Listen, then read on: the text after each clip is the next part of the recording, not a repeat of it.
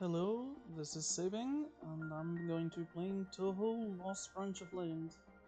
This is a game that could reasonably be described as Slay the Spire Touhou edition. I've gotten pretty hooked on it lately, but the highest levels of difficulty were absolutely kicking my ass.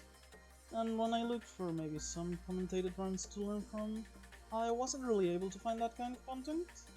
And as I've gotten better and understood the game better, I thought, why not make the content myself?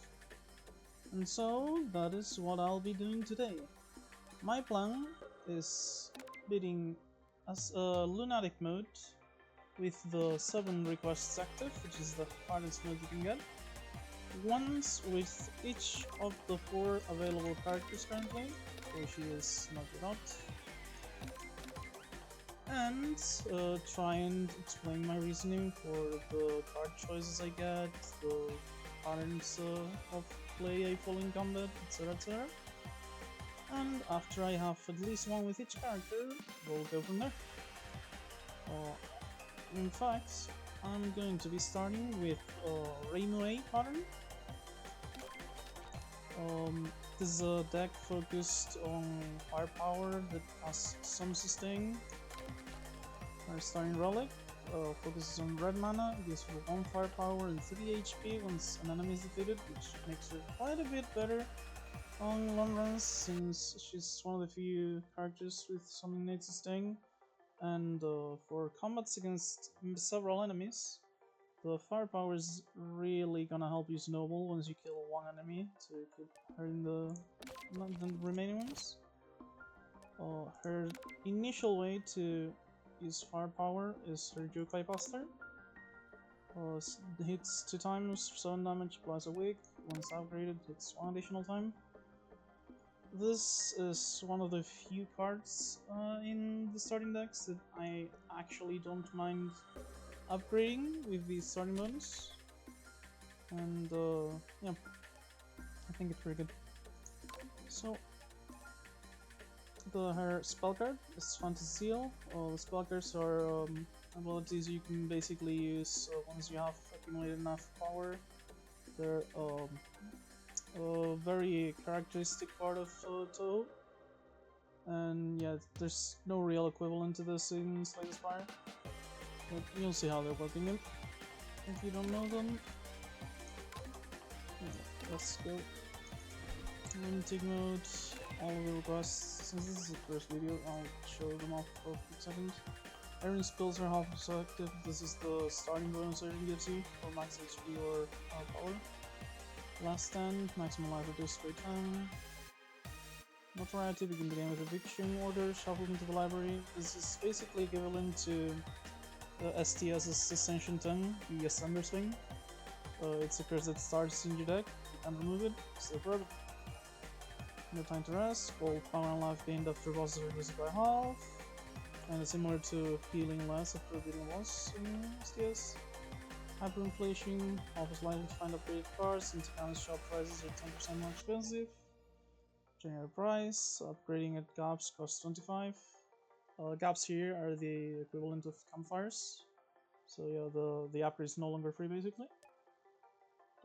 Actually, you can upgrade the basic cards for free, which would be all of the starting cards except the unique. This is the Reimu unique Yokai Buster. It's not basic, doesn't have attack, as you can see. And finally, at the start of combat, add a long night to the card to the hand, which is basically a curse that goes away after you play 1, 2, 3, or 4 cards, depending on which stage you're on at that, which act you're on at the moment, and basically makes all your cards cost 1 more. So yeah, it basically makes your first few turns quite a bit slower, because you're gonna be spending a lot more mana. Okay, let's go. Generally, what I like to do on Red Reimu is either the upgrade, or ideally Yeah, we didn't get my actually favorite choice, which is spend all your gold for rare exhibits. The exhibits would be the equivalent of relics for STS. Since Reimu only starts with 10 money, that's generally my favorite. Instead, we have Sponsor, which I generally don't like for the same reason. The boss swap relic is it's usually known as STS, unless you exhibit obtain a random one. I generally like it here a lot more than in STS because when you have mana of different colors, you actually get off-color cards that you wouldn't normally get for that character without a relic that gives you mana of that color.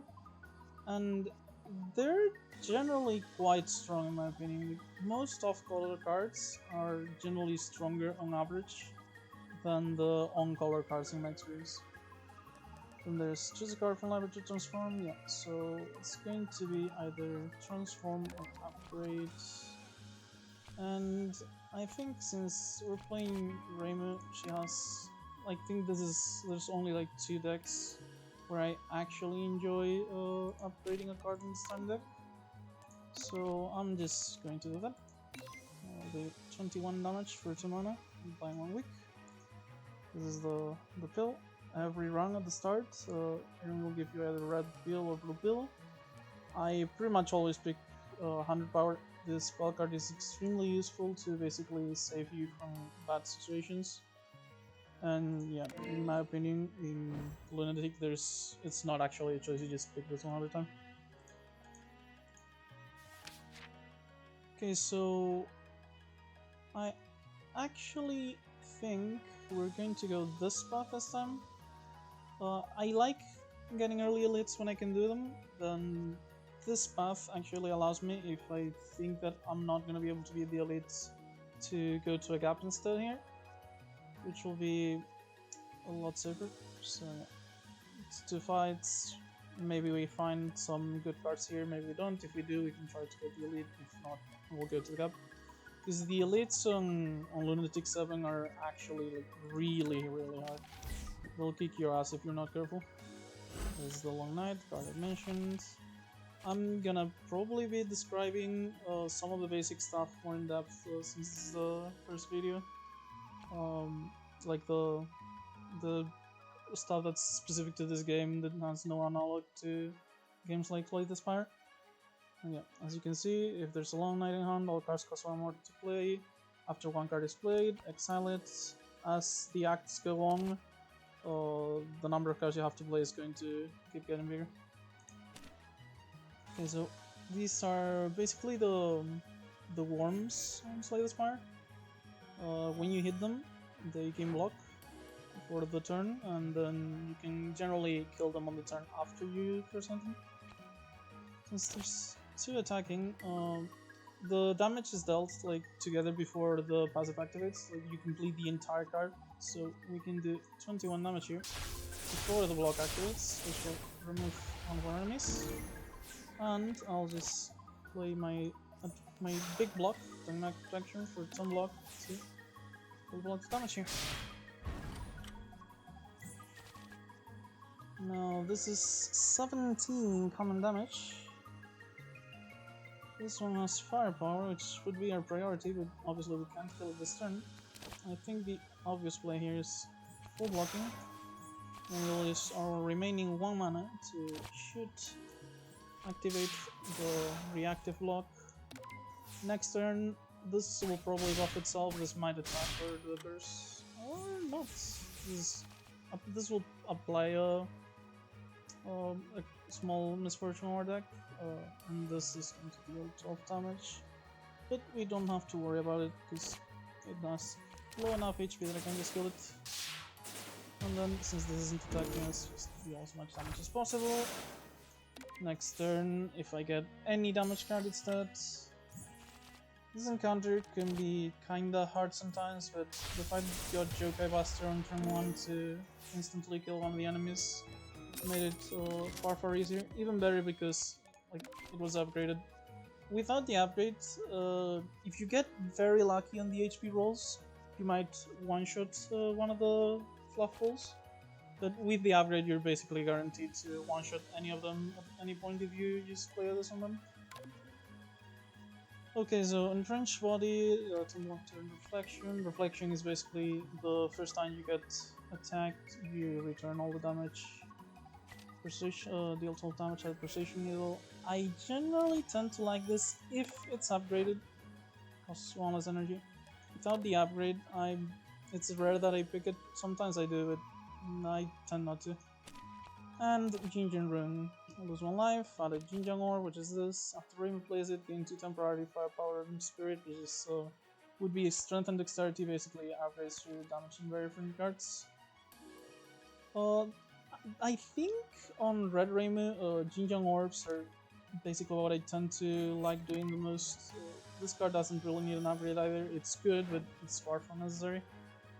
So yeah, since this doesn't have an upgrade, this is decent, but not really all that interested. So yeah, I'm going to be picking the Jinjang Rune.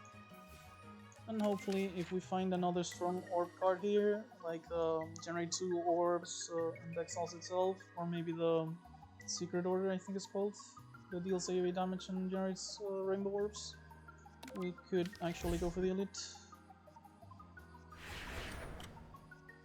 Okay, so the crows are enemies that start with grazing.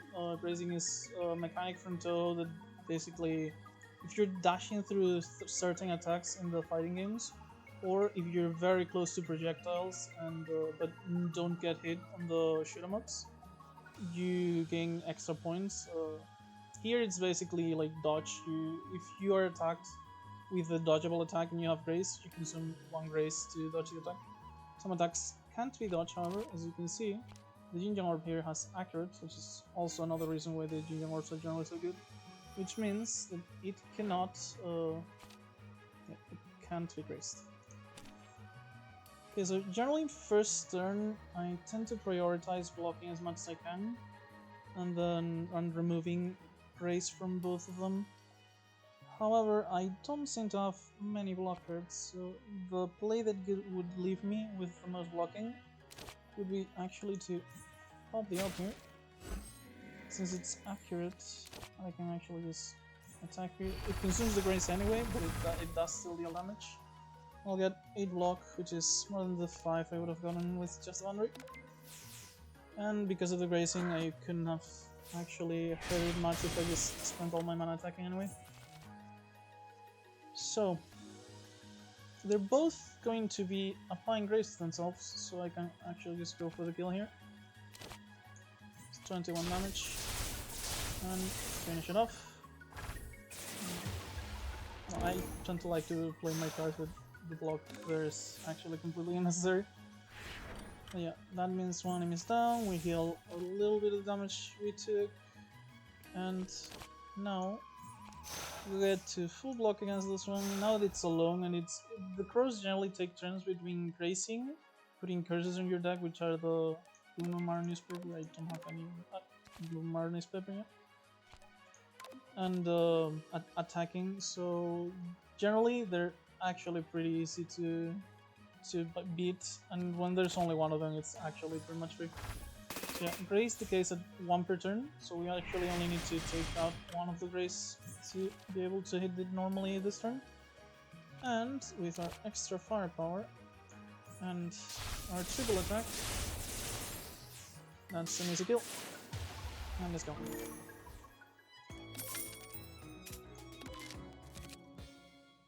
Okay, so tiny hitbox can increase 1 vulnerable. This is, in my opinion, a pretty good card. Like, I tend to like it early on. Racing is very valuable. Next card, our next node is an event elite. Wandering Haven is a card I like a lot. This would be like armaments from the Ironclad on STS. Basically, when it's upgraded, you gain 12 block, upgrade all cards in your hand until the end of combat. I think it's extremely valuable. Even more so when things like the Jinjang Orb, like there's a lot of upgrades in this game that just reduce your mana costs. And yeah, I tend to like those a lot. So yeah, I'd be between Tiny Hitbox and Wandering Heaven normally, but if maybe we can get an upgrade on this early, then we can get a lot of upgraded cards very early on again, and it's a decent defensive card. Okay, Rumia event. Basically, you have a choice here. You can dodge Rumia, you have Darkness, and lose some of your power, or you can simply tank the damage and gain quite a bit of money. Since it's still pretty early on in the run, isn't all that far ahead, I generally tend to play risky on this kind of choices, so I'm going to just place the HP. Generally, it's a choice I like quite a lot too. Like HP, after all, is a resource tends to use it in card games, and the conversion of 20 HP to 150 gold is actually quite good. And yeah, so elite. There's 3 elites on Act 1 that we can get. One would be Orin, the Spirit Hound or something like that. I know quite a bit. I know a bit about Touhou, but don't really know all the characters very well yet. For her, I generally like strong defensive options, which I have the Wandering Heaven, but without the upgrade, it's not that great. Then there's the Fairies of Light, which we need AoE against because there are 3 enemies that have very strong initial attacks. So you either want extremely powerful burst to remove one before she uses her attack on turn 1, or just AoE damage for the obvious reason that there's 3 of them. And then against Aya, we can fight against Aya, who has a lot of grazing. So the Yin Yang Orb would be great there, and the Joko Buster as well, because it hits several times with several hits of grace. But I think that this early on, it's actually kinda risky. So I'm actually just gonna skip this elite. Upgrade a card. Get the Wandering Haven for 25. And go to the boss select. Okay, so on this game, you can basically choose...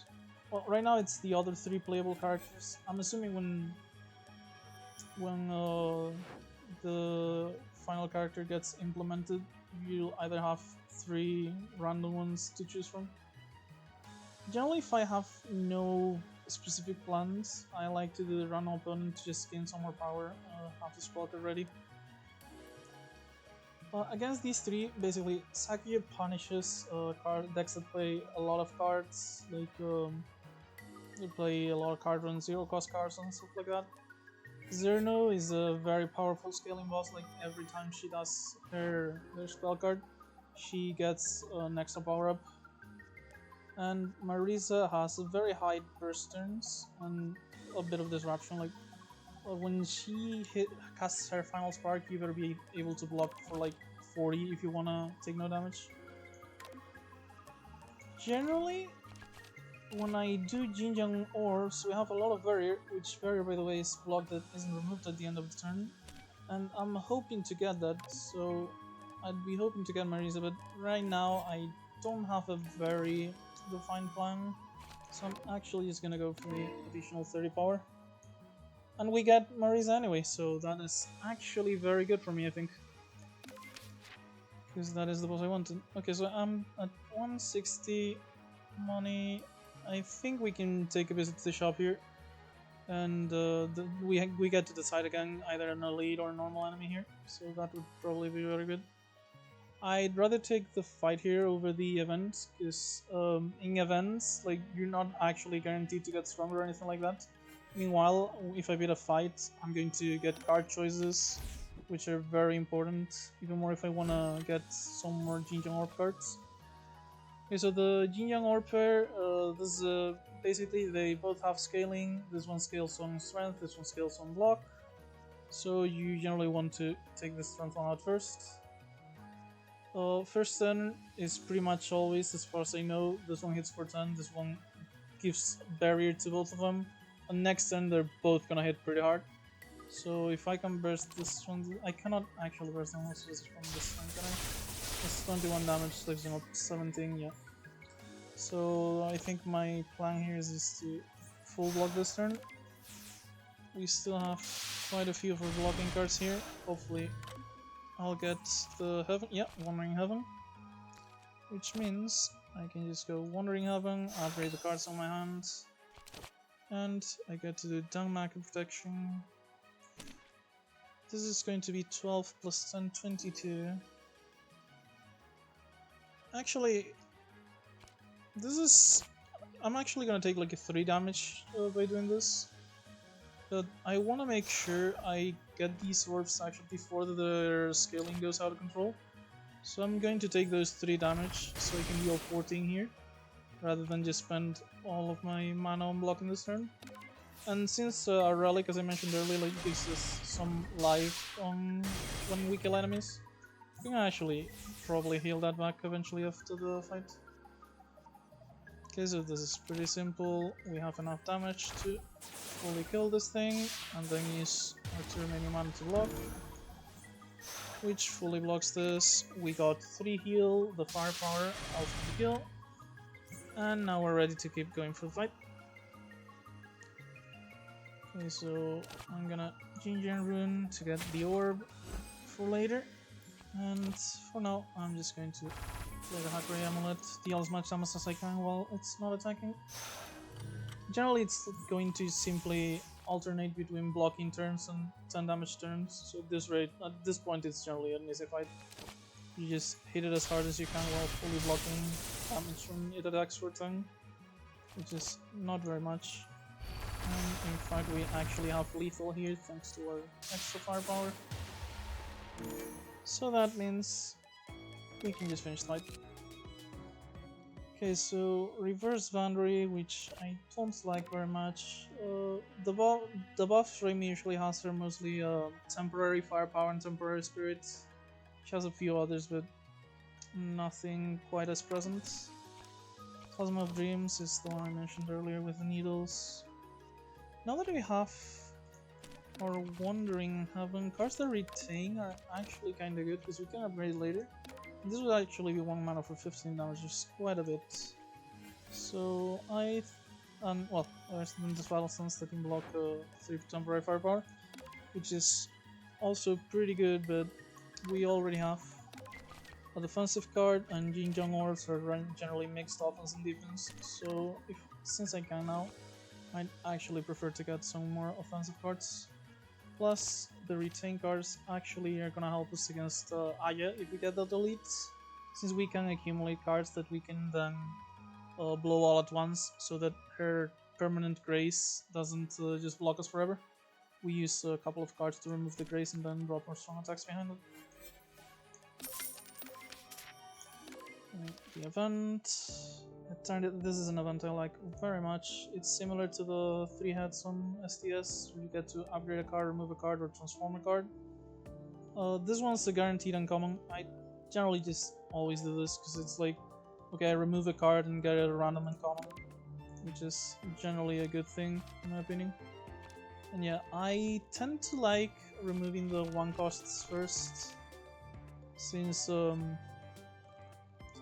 they're generally not quite as card efficient. They're just as efficient in mana as the other cards, as the big ones, but they're less efficient on card amount.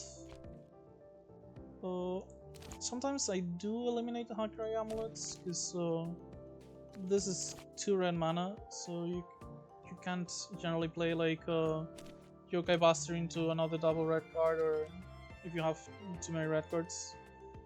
But since we have 3 mana here and we don't actually have any other like big red cards, I don't actually mind just removing one of these. Since we added like a defensive card, mixed card, offensive card, we don't really have more offense or defense, but with the upgrade to Yokai Buster, I think generally we're going to need damage a bit less.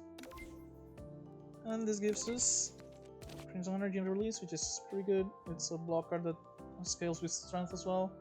So that is 8 block, 8 barrier, which is again the block that doesn't get removed at the end of the turn. Then we have a shop where the usual thing you do here is either remove or upgrade. Generally, there's very few sources of removal. Well, there's quite a few for upgrading, so I pretty much always prioritize removal. And in fact, I'm just going to, since we already removed the shoot, I'm gonna remove one right here. Removal is very strong, as always in these kind of games. You really just wanna be able to get to your strong cards as soon as possible and use them rather than your weak cards. Okay, so we have or Persuasion Needles here, plus 1 Jinjiang Orb. All of those are exile cards, so I'm thinking if maybe Edge of Fantasy could work. However, it's a lot of mana for this ability. Tend not to like this card when it's unupgraded, and we've already used our shop service here to remove a card, so I'm probably not going to get it. Final Lane Circle is actually kinda okay, I think. It's 1 weak, 1 vulnerable. It combos well, very well in fact, with the Jokai Buster. Vulnerable, and the energy cost means we can play we can play the other one first, follow it up with this one, deal quite a bit of damage. And since they both apply a wake, our opponent will actually be weakened for the next turn as well. So yeah, I'm going to pick the Dragon Slaying Circle here. And that's all our money for the shop. Okay, so for the elite now, with the addition of some barrier and our upgrade on Wandering Heaven and some more single target damage as well, I think we actually can easily do an elite here. So awesome. Okay, this is O-Ring. There's generally 2 patterns for O-Ring in my opinion. Like, you either burst her down in 2 turns, or just decide, okay, I'm going to block all the summons and explosions she uses. Because what she's gonna do now is like summon 3 spirits that deal damage when they die, and on her second turn, unless you kill 2 of the 3 spirits, she's going to explode them for double damage. That usually hurts quite a bit. But since we have Talisman of Dreams Sunlight here, if we get like Dragon Circle or Jokai Buster next turn, along with Fantasy Seal, maybe we can just kill her turn 2. So yeah, I'm going to go for full damage on this one. This also gives me the Precision Needle for next turn. I'm going to save it for next turn, because worst case, it's more efficient damage on the spirits. Best case, it's something I can follow up Dragon Slaying Circle with more damage. Which means I'm just gonna spend my mana as efficiently as I can dealing damage to it. Okay, all of them are attacking, which is a pretty unfortunate roll as far as I know this encounter. Okay, so if I use all of my 9 on damage, this will be 21, 31, 41, which leaves Ring on 45 exactly, which is actually insanely lucky. Because, as I alluded to earlier, if we have enough power, we can use our spell card. Power, as you've seen, was as the reason we were accumulating as we defeated enemies. And Reimu's Fantasy Seal deals 15 damage to a single enemy 3 times. Which means I can just kill my opponent here and not have to worry about all the summons, which are just temporary. And if you finish the combat by eliminating the leader, the summons don't actually explode, but they do still heal us, give us the firepower. Then again, the firepower is irrelevant, it's just, you know, that was plus 12 HP on that combat. So the money, Ball with Wings, pretty nice to get this early. We get 300, not sure what the money is, coins or no, but that's plus 300, and our card choice. With Crimson Energy Release here, and all the firepower from our main relic and stuff, plus being able to upgrade this with our Heaven, I think I actually like the Wild Exorcism dance quite a bit. And rather than Jinjiang Orbs, maybe we try to go for firepower on this build. It'd be a strength build from STS. Now, Raisin is a node you get on every act. She basically gives you a choice between 2 relics. This would be Swimming Machine. Whenever a defense card is added to level upgraded, this would be one of the X. And then we have High-Tech Glass of Nyakusai World, which is money rewards from combat with 1 money. Generally, like, this isn't a very good relic, but it is part of the quest chain you need to do to get to Act 4, kinda like the 3 amulet parts on STS. And you don't actually get a chance to do it later. So whenever I want to do the Lunatic 7 full runs, I tend to try and go to Act 4 so I'm just going to pick it up here. Now for the path this time. We have a lot of money now, and hopefully we'll have our spell card back from a single combat. We have 95 power, so it should be pretty much guaranteed as far as I know. I'm still not sure what the difference is between the different enemy icons, like the blue fairy, pink fairy. You have a small blue and red here. So I don't actually think there's much of a difference between these four. But while fight doesn't help with event later, the event might give me something that helps with the fight, so I'm going to start here. Okay, this is basically an event where you can gain a random exhibit, and then I'm going to do it 100%, but then you get a second option where Parsi here is jealous of you, so you have to either give her one of two random selected exhibits or get a curse.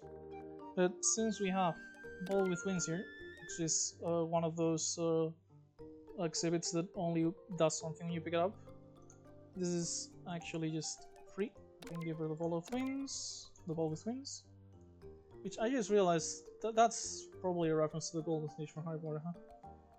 And we get the Shiny Bulb with the ability to think at gaps to choose one of two random rare cards at the library, which is honestly pretty good. Even more when upgrading at gaps costs us money.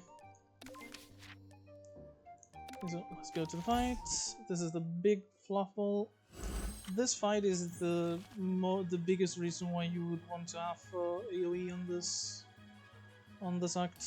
Yeah. It's a very rough fight in my opinion. It reminds me of the 5 slimes from STS on Act 1. And our hand isn't exactly ideal either. So because of the Long Night here, we're actually only going to be able to play one card unless we do specifically Ginger Room plus either Hakari Amulet or the Ginger Orb. So I think our best choice here is actually to just kill one of the Fluffles that are attacking us with 17 damage from Dragon Slaying Circle. And we're gonna be taking 20 damage here, but sometimes you just can't help it. We don't actually have a good AoE card in this deck, sadly. Would have liked to pick up some AoE for this act, but oh well. Okay, so for this turn, we could block 10, or we could do Talisman of Dreams plus Needle for some damage. Because, well, the Jokai Buster is basically a guarantee. This is the enemy we can kill with the most HP. 18 damage, because two of them actually weaken this. But it's still good enough to kill one of them. And I'd really rather not lose this much HP, just to deal some chip damage. Next turn we're gonna have a very defensive turn anyway, so we're gonna be able to full block and probably chip with shoot. And finish them off in 2 turns. At the very least the small ones, the big ones actually got quite a bit of HP. So yeah, that's a block. Shame that we waste 1 of our mana, but it is what it is. We take 7 damage, go to the next turn. And we can go for Wandering Heaven to upgrade our hands. This gives us full block, 8 and 8. And we hurt...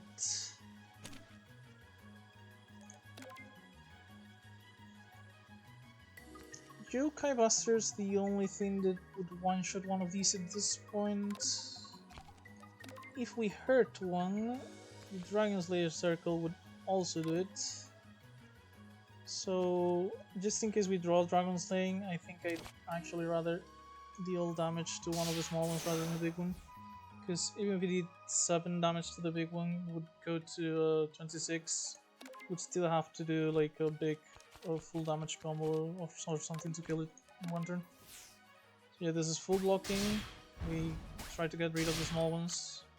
We got lucky too, because the one attacking is the one that we hurt. Which means we can simply kill that one. We're gonna Wandering Heaven, because sadly, because of the weaken, this isn't actually lethal. but once it's upgraded, we can actually close it. This would, if we did this, it would be 15 block, 7 barrier, but we would still be taking damage and we wouldn't be reducing the damage of the dealing. So I'd rather just have the amulet here.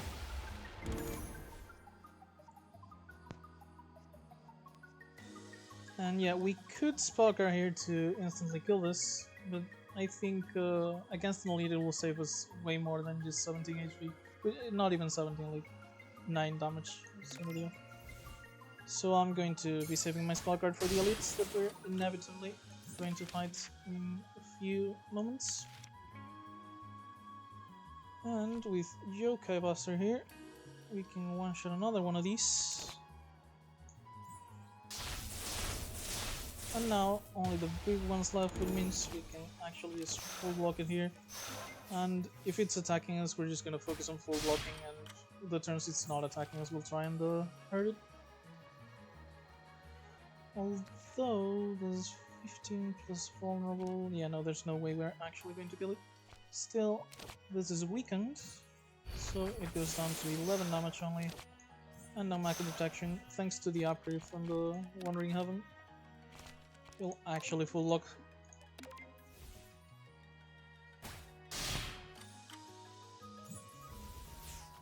And now we were going to like go full offense anyway because it's buffing itself, but you know, we actually have lethal regardless. 36 damage with the vulnerable. That is one of the reasons I wanted to get the Dragon Sensor. Another Yokai Buster, Great Duplex Barrier, Meditation. We've already beaten Orin, so this elite is going to be either the Fairies of Light or Aya. And the Duplex Barrier is decent against the Fairies and very good against Aya. So I think it's actually going to be Duplex Barrier because it's also good, like in general, it's a pretty decent card. Like the ratio of mana spent to block is actually pretty good, even better when you upgrade. And the fact that it's a barrier card means like you often just block the entire damage for the turn and get to keep the block for later from the barrier. Okay, so from this shop we have relics here. There's a spell card, grants you 3 mana, there's an amulet, and amulet is like artifact in case incoming debuffs. And this is 25 damage to every enemy at the start of the first turn. Have here, if we want firepower, homing amulet is actually pretty good payoff for it, but payoffs are not what we need right now. Ascension Kick with our Wandering Heaven is actually pretty good, I think, because when you upgrade this, it's a 0 mana cantrip that gives you temporary firepower. So I think we're actually going to be picking up this Ascension Kick. Very tempted to pick up the Full Moon Howl as well. -3 strength on vulnerable to each enemy. Would be even better if we go up against the Fairies of Light for prolonged combat. So yeah, I'm gonna be picking this up as well.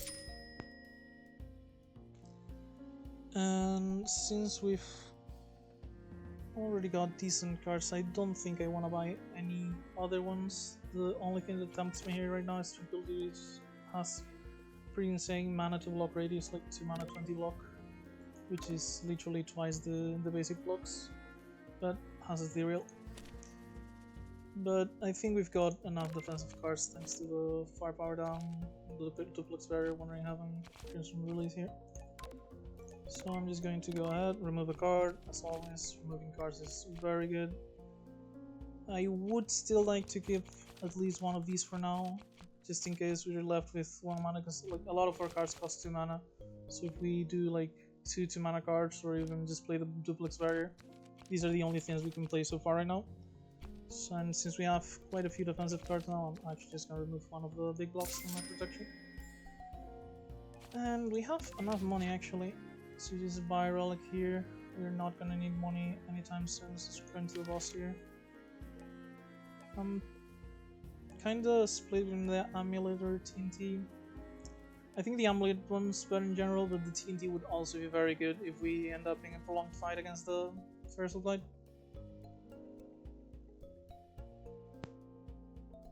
Still, I don't think we're actually gonna have too much trouble against the Fairies of Light, hopefully, so I'm just going to go for the Hakari Amulet. And just in case, well, we have tools here, which are consumable cards, like once you use this 2 times, it's gone from your deck forever. But as you can obviously see, it's a very powerful attack, so mana 30 damage. And when you draw them, because they have replenish, they're not actually going to take up a slot, you're just going to draw another card. So yeah, just in case we have hard boss, I'm going to pick up the water gun. That way, even if we get the Fairies of Light, I'm not going to regret leaving the TNT here. And we do end up facing them. So this is Sunny, Luna, and Star. When you fight them on Lunatic, 2 of them are gonna start with a spell card on the first turn, the other one's gonna attack you. If I remember correctly, this one's gonna put like 3 curses in my deck, while this one gives me 5 lock-on, which is basically I take 5 damage on every attack I get hit by. I actually have almost no blocking hands. I'm probably gonna end up playing a boundary just to mitigate the damage I take here. Which means on turn 1, what I'm actually gonna focus on is just killing Star here, since I think her lock-on is actually the strongest of the 3 spell cards. And we don't have to worry about Luna now because she's not casting it. Even if it was like Star or Luna, I'd still focus Star, I think. Okay, so since we want to do the boundary and she's at 32 HP, instead of using up her spell card, I'm gonna try and save it for the boss and use the water gun instead here. Let me finish her off with a shot and play my boundary to reduce the damage I'm taking with it. Okay, so the pattern these elites take once they're doing their first turn is basically the 2 that use their spell card are going to be attacking together for the entire rest of the fight, and they alternate with the third one, kind of like the sentries if you've played SCS, but with a random sentry being the main one. So Wandering Heaven here just gives us full block, upgrades our hand, lets me do 21 damage. I'm going to go for Luna here, because of the... I don't need the weak to full block Sunny, and because of the vulnerable, I might actually just be able to kill her next turn, instead of going for any amount of block. Though ideally I would have checked my draw pile first to see if I was gonna get offensive cards, which apparently I'm not. Still not an awful idea, I think, but yeah. Okay, I think my best option here is just going to be... yeah. I'm gonna do the Jinjan rune because the Jinjan orb is something I can retain in my hand till next turn, and simply do a full block here. We're gonna lose all our block and 1 barrier, but we're gonna be able to get 8 barrier for our next turn. And as long as I can just keep some barrier, I'm not actually gonna bother with using my spell card because I wanna save it. And if we have our barrier up, we're not gonna take any damage anyway. Seeing as I lost 1 mana from this status card, and this is just kinda perfect. Full blocks 15 block for 14 damage, and then gives me 15 barrier. Some small defensive play. Oh right, we're not gonna full block this. One of the stats is the refracted sunlight makes us take 5 damage again. But I still took no damage, and I get to do Dragon Slaying Circle into Hakari Amulet here for the kill. The barrier is going to protect us from the status damage that Sunny keeps putting in our deck. And this turn, yeah, this is basically efficient damage dealing. Since I have cards that don't retain that I can spend my mana on, I'd rather those than spend the Jinjan Orb, because it allows me on turns like these to just full Manhao, give her vulnerable, Yokai Buster, she's dead.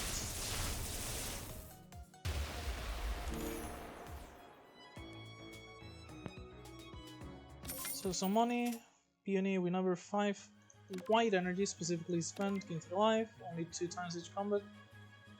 this is probably gonna help us sustain long term, and along with our main relic, we're actually gonna have quite a bit of sustain on holy fights. I think with our current setup, where we can probably take a decent advantage of firepower, and we have one Wandering Heaven to upgrade cards, the second Ascension Cake is actually gonna be pretty useful.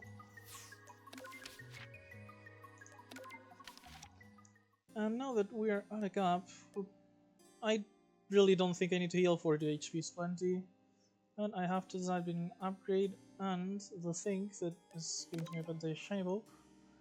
And considering how good rare cards can be, like if we get a rare card that works with either our firepower or orb strategies for the Ginger Rune, I'm gonna be very happy. And we get Fan Incarnation, which is a decent mixed card, like 5 temporary firepower, 3 grace, lets us like do another attack after this. Works very well with our Yokai Buster because it hits 3 times and they cost 5 combined mana.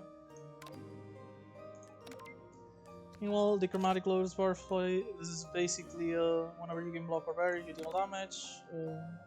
I think this is like Juggernaut on STS. Costs quite a bit of mana and our deck isn't all that well suited for it. I don't dislike the card, but I don't think it's good on our deck. Well, this is actually quite, like, it's an okay individual card and it also helps quite a bit with our deck. So I'm going to be adding this to our deck. And we're going for the first boss, Marisa.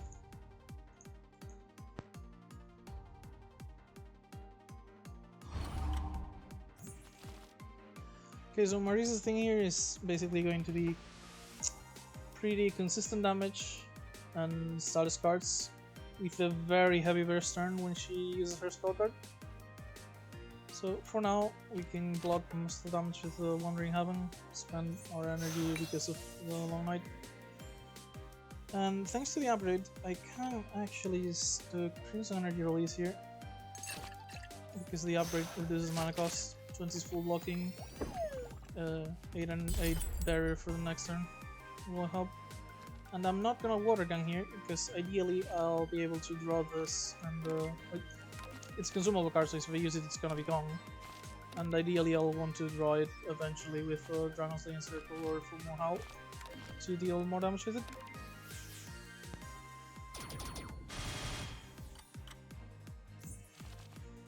Okay, next turn she's gonna be Glazing as well. If I remember correctly, this is like 3 grays, might be 2. Yeah, with our deck it's going to be hard unless we just Yokai Buster her.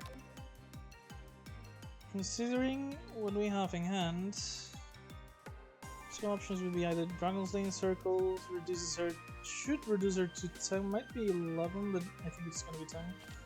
And then we full block with a Mag Protection, or we could just go for a full block here with a Great Duplex Barrier that also leaves us 15 barrier. So that would be like 17 damage versus on her versus 15 barrier. I'm pretty sure I want the 15 barrier more than I do damage.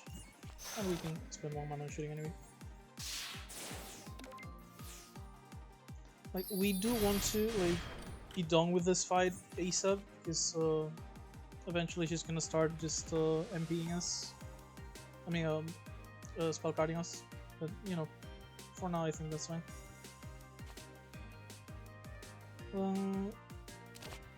This is not gonna help us with the firepower, but at the very least, the 3 grace will pull up. Yeah, I don't have the Wandering Heaven here, so it's not like I'm gonna be able to upgrade this anyway. So yeah, this will be full block here with the gracing, and it will leave us 1 grace in steel for the next time, because grace decay is 1% like we learned on the cross. And I'll just add the Ginger Orb to my hand. Also, you might have noticed there, Marisa's firepower will never be lower than Reimu's, so we got 5 temporary firepower there, so she also didn't really change anything for us. Okay, so I do want to block for 5 here to not lose any barrier to the Refractor Sunlight, but the rest of this is literally just use your attack. Right. Small issue with the auto tapper if you're not careful. Because I had more red mana than white, the boundary actually used my red mana. And then I had to use 2 red mana forcibly for the Yokai Buster, so I can't actually play the amulet here. So let's not compound mistakes. That was a fuck up, but let's just change more, use our mana efficiently. If I knew, I would have started with that for the 2 temporary firepower and the Yokai Buster, but it happens. And now, this time we do get to upgrade our Ascension here, which means it cantrips for free. And 18 damage, we have 12 block. Weak will almost be full block, but I do want to start dealing as much damage as I can to her pretty soon, because as you can see, next turn she's going to be spell carding us. Hopefully we still have a lot of barrier, we should be able to just fully block this. Yeah, so this is going to give her vulnerable pieces. She didn't draw a single block card, that's really unfortunate. But at least, since the water gun's accurate, I'm gonna use this to reduce the damage a little bit, but mostly to apply the vulnerable. We do our accurate attack first, 45 damage. Actually, like, our spell card's also accurate, and she's vulnerable, so this is going to be like around 60 something damage, I think. Yeah, 23 times 3, that's 69 damage. And since it's accurate, it hits anyway, but it still removes the grace despite it being useless. And let's just be kind of efficient with our attacks. 18 damage, this is 30, with a vulnerable is like 45. And we're not sadly able to full block here, because 5 damage from here and 40 from here, that's gonna be 15 damage, but we're very close to killing her, and then we'll be healing most of her HP back anyway, thankfully. Okay, this is very obviously starting with Wandering Heaven, upgrading our hand, Ascension Kick to Cantrip. That was a big mistake actually. I just gave her 4 firepower when she's doing a triple attack, because I was kind of distracted. And that made her damage go from 24 to 36. Thankfully though, we do actually have 16 damage here. 19 plus the newly generated needle. So we have lethal, but that could have been very dangerous if I didn't have lethal there because of my mistake. And now we get the staple, the boss relic. Each boss relic always gives either one specific color of mana or one random mana each turn. And an extra effect, Great Tengu here would be every combat gives us 20 power, so we can use our spell card much more often, gives us white mana, which we already have. Mini Hakuro, this is Marisa's like original relic exhibit. Gives us red mana, after we spend red mana to play an attack, gives us charge. With 8 charges, you enter burst, which gives you energy and makes you deal twice as much damage until the end of the turn, which is, considering we're going to be having a lot of red cards and attacks, I think it's actually pretty good. Or we could go green mana when acquired, the player can find maximum life. Every time we add a card to our library, we gain like 1 less life. I generally tend to not like the Harvest Fruit Basket because max HP isn't that useful. And so, even if I wanted green mana, which I actually kinda do for Resonance soon, I don't like its effect, and I think the Mini Hacker's effect is actually very good on our deck. But yeah, the reason why you would want different colored mana is because in this game, when you see cards, you only see cards that you could reasonably cast with the mana you have. So if we were to, like, say, get the relic that gives us green mana, we would actually be able to see green cards that are either exclusive to Reimu, because Reimu does have the exclusive cards for colors she doesn't naturally have, and they tend to be better, in my opinion, than the on-color cards. or just, you know, the usual neutral green cards or green red, green white multicolor. Okay, so this is simple card, 18 damage. If we kill a non-minion, we gain some gold. Union Confluence exiles our entire hand, creates a more powerful Union Orb. When upgraded, it also increases the barrier rather than just the damage. Trade Song, it's technically free because it turns your 2 white energy into 2 rainbow energy, which you can use for any color. And then, depending on if it's upgraded or not, shows you cards of 1, 2, 3, 4, 5 cost. And you can add it to your hand or to exile it later. This is basically one of those cards that let you access things that you generally don't have in your deck. I tend to like the Jinjin Orbs as you mentioned, but Jinjin Confluence isn't all that good. It has no immediate impact, and for it to really be good, you actually just have to upgrade it.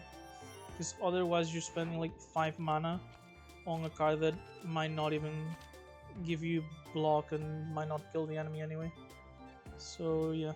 Since it's not upgraded, I think our best option is to trusting, you know, RNGs, get Trade Song, hope the cards we get to select are good. Okay, so we have 19 out of 100 for spell card, and we have a decent chunk of money, so we could actually go to the shop, but we didn't really need to. We don't have any relics that especially make us want to go to the shop either. So I think I'm going to take small risk, go find elites.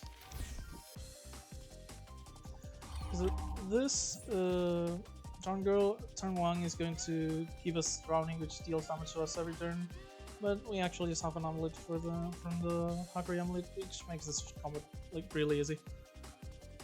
I'm going to just go ahead and she's not attacking, so I'm considering maybe 15 barrier. She tends to attack for around 20, which is not that much at this point. So I don't feel like I need the extra defense, so I'm just going to go full damage on this one. I would have liked to do Bad Incarnation to the triple attack, but oh, I could have, because I have an extra mana now. Yeah, another mistake, yeah. Since we have 6 mana now instead of 5, good play would have been to... Actually, since this is turn 1 and that was kind of a misclick, I am going to restart the fight, which is an option that the game gives you. I only tend to use it basically when I misclick or just get distracted turn 1. Tend not to like what this is basically safe scamming, but you know, small detail. I'm trying to also teach people a bit, so yeah.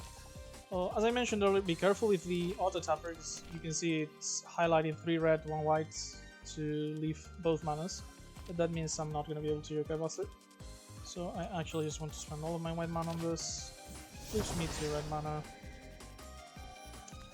I am an idiot. The Long Night here is exile after 2 cards now, because we are on Act 2, so I guess it didn't matter anyway.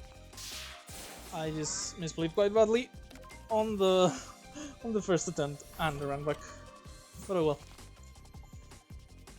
Okay, so this is pretty much full offense. I mean full defense now, so I'm actually just gonna Ascension Kick, see what I did draw.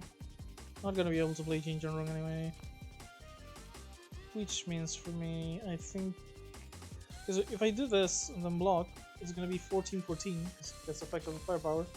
But you could instead just get extra block, get only 11 barrier, but full block with this, actually keep all our barrier, which I think is better than using Ascension Kick. No, it isn't, because I have 2 stacks of Grey, so I'm not gonna get hurt this turn anyway. Yeah, this is what happens when you get distracted while playing, guys. Okay, so short term, Dragonflame Encircle into Exorcism Dance is the obvious play, but she will still have like around 60 HP, which doesn't really let us one-shot her next turn, most likely. So I'm actually going to take the long-term play, which is to upgrade the cards in my hands and deal a bit less damage, but we'll be applying Vulnerable and Weak for next turn.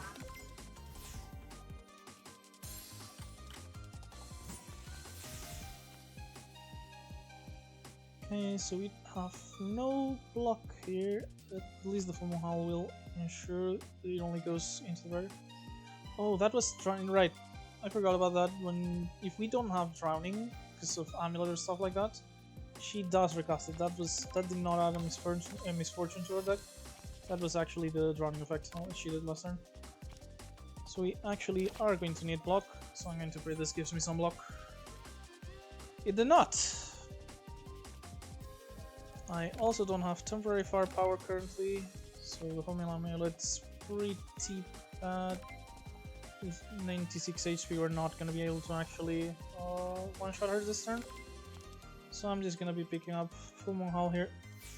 At least it will allow us to only take 1 damage, because with Fumo Howls, she doesn't get reduced fully because part of the reductions from the weak.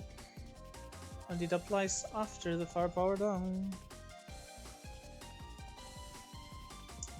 Don't get distracted while playing this, guys. It will kick your ass. Regardless, I think that was still our best play. This wasn't as planned. Yeah. We block as efficiently as we can. We're gonna take 5 damage here. We deal decent damage of our own. Get to keep the needle, and she's still vulnerable. And yeah, with Needle and Exorcism Dance here, it's easy to just go double Ascension Kick for the firepower into Needle plus Exorcism Dance. This would already be like 60 damage on its own. It's 90 with the vulnerable and firepower. We healed 3 of the 5 damage we took, so it's still fine. Card rewards. Kinda don't dislike Cleansing Exorcism here. Could get rid of our curse or one of the more basic cards. And what is a decent protection? Negates the next star scar, negates the star scars instead of the debuffs that are applied to us.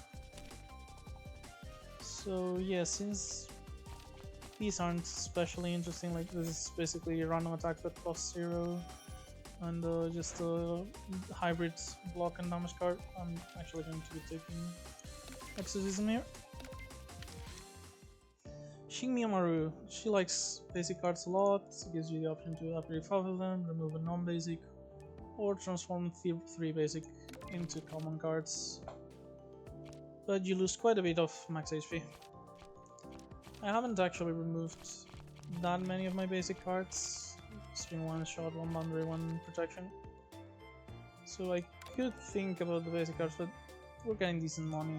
I'll probably be visiting a few more shops for card removal. I don't think I'm going to be removing here actually. I mean upgrading, so I might remove. Do we have a non-basic card that we're not interested in? No, everything we have that's non-basic we added to our deck intentionally, and I'm not sad about my choices so far. But despite the HP cost, I do like transforming 3 basic cards, so I'm going to go for this. Since we have quite a few red costs already, even if it is the color of mana we have the most of, and I'd like to remove the Hakuri Amulets. Then 1 non-max protection. Actually, since we have 6 mana now, actually, maybe I can just remove the small cards. Be more card efficient. We get what look like 3 decent cards. Asteroid Belt, which is a multi-damage card that also gives discharge, which is Marisa's mechanic we got from for the burst thing. Like when we reach a charge, we enter burst. We got a Marisa unique card, by the way, because if you pick the relic of the opposing character, you actually get to see the uniques as well, not just neutral cards of that color. And then some AoE, Wandering Heaven. The AoE is actually also kind of nice that it upgrades into a multi-hit. So yeah, I'm not unhappy at all with what we got. I'll probably be upgrading the Wandering Heaven as soon as I can.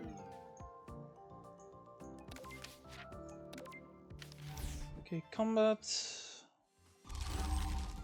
This combat is basically, this takes less damage for the rest of the fight, blocks 4 from unblocked attacks. This takes less damage as long as the rock is alive, so generally you do want to prioritize the rock.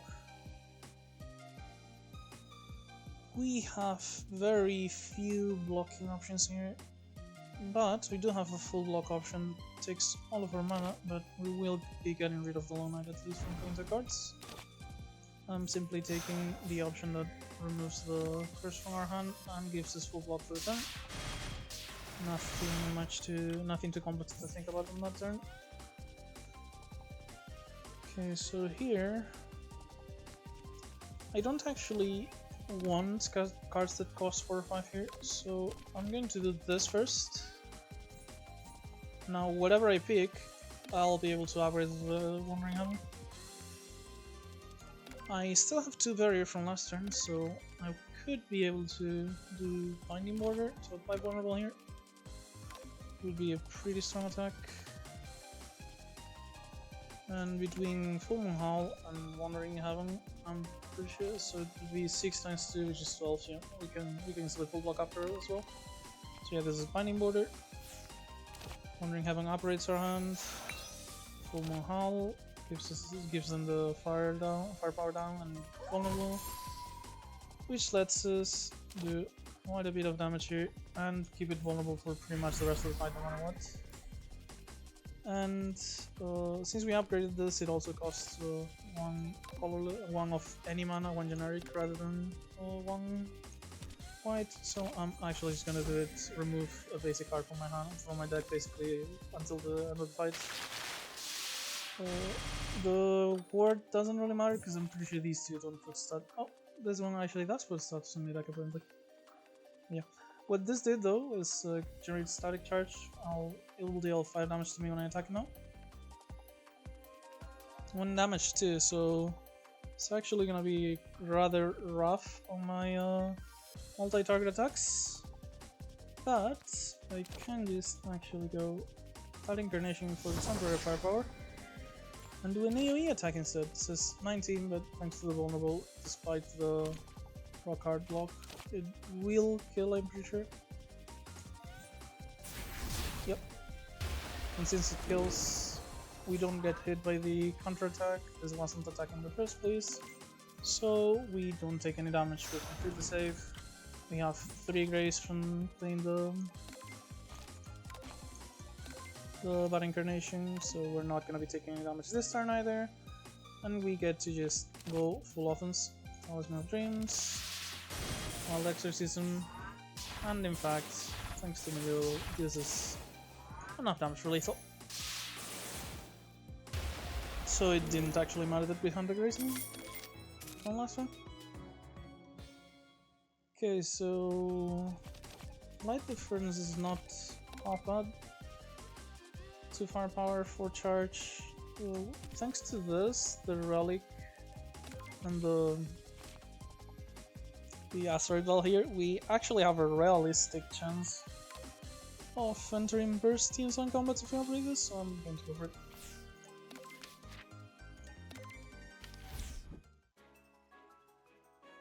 Okay, so one of the possibilities here, Hatuna Kokoro. She basically deals a lot of damage if you have cards that debuff you. We're not actually packing any of those, I'm pretty sure. So she shouldn't be too... Actually, I'm not sure the temporary firepower is the debuff or not. So we might have to be careful there. But yeah. Generally, she summons masks if you kill them. And deals more damage with their spell card if you get debuffs. So simply try to avoid those things. Not much more to this specific combat. Okay, so pretty sure Wandering Heaven is our best option by far here. Leaves us with 3 mana, which sadly is not going to be much because of the Lone Knight. However, Ascension Kick here, costing 1 means we can do it just fine. And since it will remove the Long Knight, because that would be a certain card, I can actually just play Hacker Outlet or the recently done Talisman of Dreams here. And yeah, the needle's actually quite nice, so I'm going to Talisman one of the enemies. Could Spellcar here, since they're going to get through our block anyway, spell carding either of these would just be -7 or -8 damage. I don't think it's worth it, I'm just gonna take the damage. It's a shame, but we still have, as I mentioned, quite a few ways to sustain ourselves. So even if we take 17 here, because it's the first turn, I think we should be eventually fine. In fact, thanks to this, the 3 grace would block this entirely. This would consume 1 grace because it attacks first. Like, the minis tend to attack first before the boss, but either way you can hold shift to see the attack order. But it will be completely fine, because I'm going to follow this up with the Evil Sealing Circle. Sealing this, now we full grace this. And I'm just gonna use my last mana to kill them in Reiki, prevent the debuff. And the needle did come in useful, so very happy that I used the Talisman of Dreams instead of the Hacker Mallet on the first one. Okay, she's gonna be spell carding in 2 turns. She didn't get any Gathering of Dark Emotions, so should, yeah, temporary firepower. Doesn't look like it affects us negatively. So let's see what's in the box.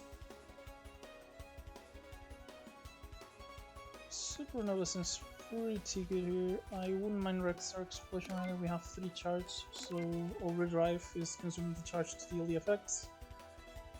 With the firepower we have, that would kill the Reiki, deal decent damage to Halakoporo. If we go Supernova, we'll actually be drawing our Yokai Buster, which would be pretty good too. And it's extra mana, so I think I'm actually gonna go for the Supernova. It was gonna be given exile by the Trazong anyway, so cards that already have exile don't have any added drawbacks in this case. So yeah, we get the Yokai Buster, get 2 red energy. Sanction Kick for the extra strength. It turns out the AoE might have been better because we do want to kill this anyway. So I'm probably gonna end up Joker Bustering this anyway. But for now, in Jinjang Orb, this will give us some barrier. Okay, so this is 14. This will be 18.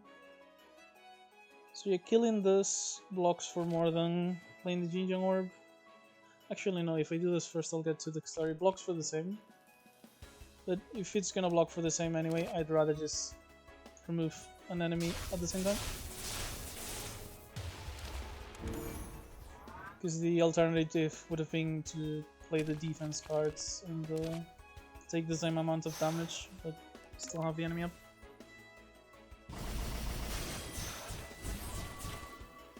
Okay, so we resisted the Wick thanks to the Amulet from Hakari Amulet.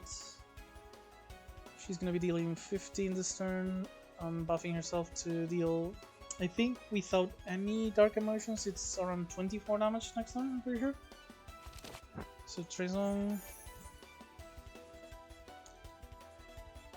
Okay, so considering what we don't have any temporary firepower. Duplex Fire would be full block plus the 15 barrier for next turn.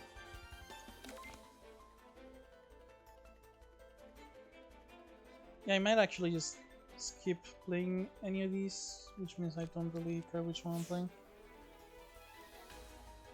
And just Wandering Heaven on the Great Duplex Barrier.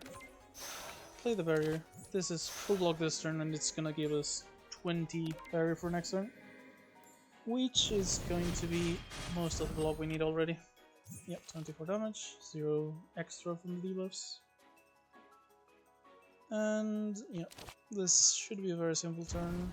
I'm gonna cast our cantrips because without them, actually if I just spend everything on my attacks I could go for it now. Like, the only cards I'd be happy to draw off of that would be like Dance, Buster, maybe the Belt.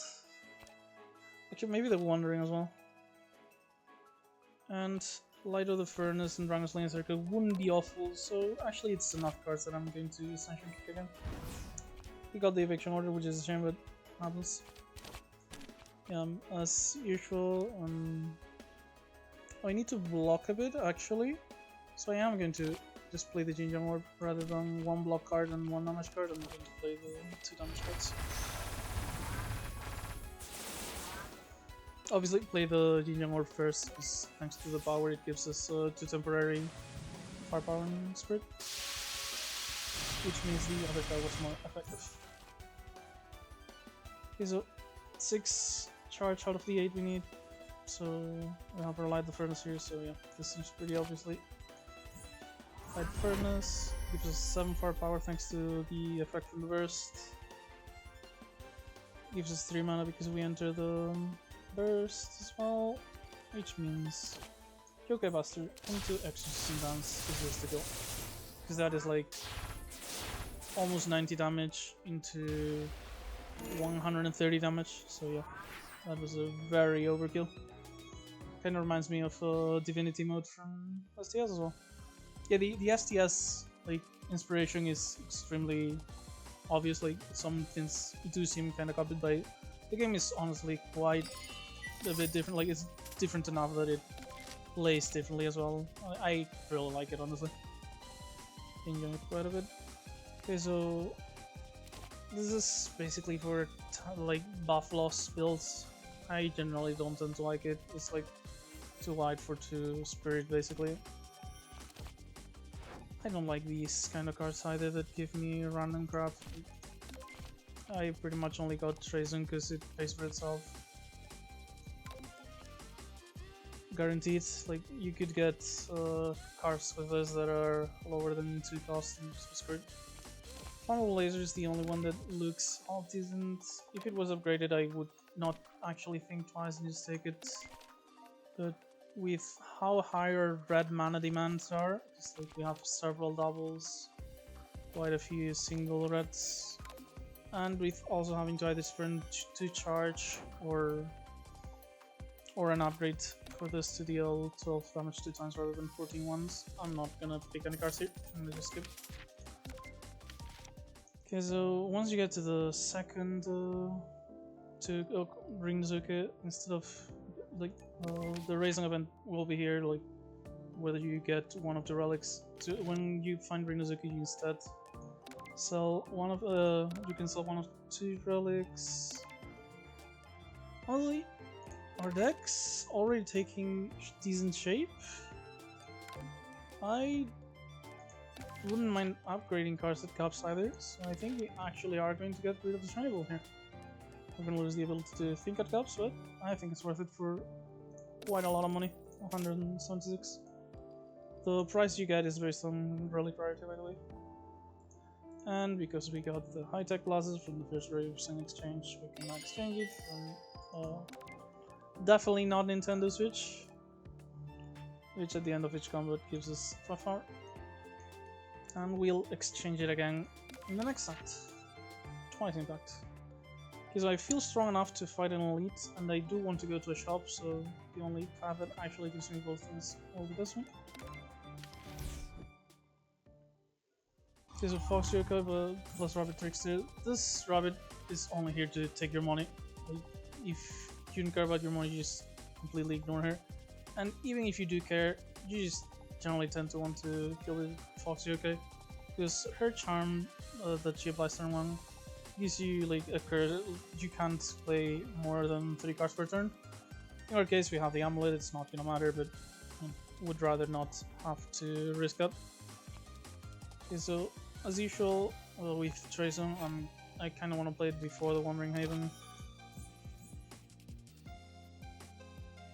And I kind of think I like Ascension Kick here, because with 5 mana and only 1 stack of the curse, only 1 stack of the curse left, because the hasn't gone down yet, but it will as soon as the Trazen resolves. We're gonna be able to play Wandering Heaven, upgraded Ascension Kick for free, and just deal a bunch of damage with Yokai Buster.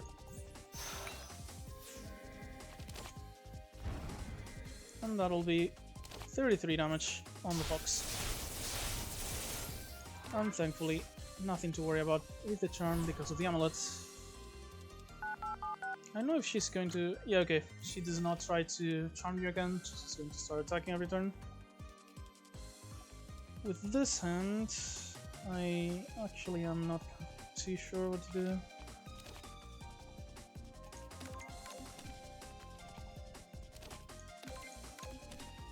I think our best option is gonna be Wandering Heaven to upgrade the release. It makes it go down to only 2 mana cost, and then we just do release into an amulet. Amulet or Jinjing? Yeah, into an amulet. The Jinjing is very long term. We are not going to be here much longer because we just need to kill the Joker and then this will run on its own. Unless we kill it in time. Okay, she does try to charm again, just not immediately. And yeah, the Wandering Heaven into Crimson Release play allowed us to keep some better for this one. Sadly though, we can't actually do much this turn. Just gonna apply Vulnerable and use all of my attacks. But I'm gonna have to really hope that this is good enough. Double kick into Circle and Belt, or maybe like one kick into Dragon Slaying as well. Should be good enough, hopefully. But yeah, we don't have much else to do this turn.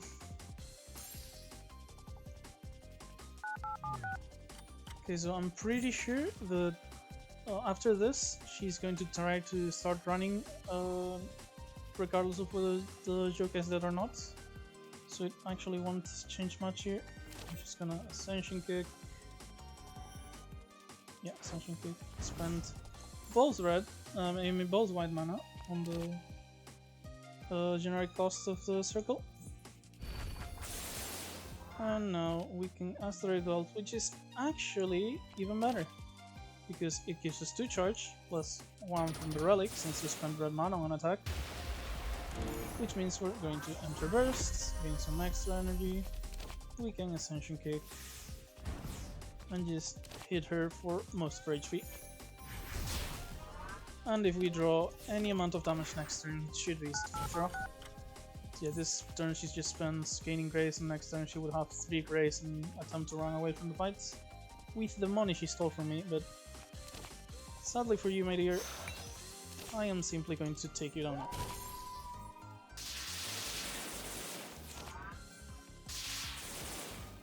Yeah, good fight.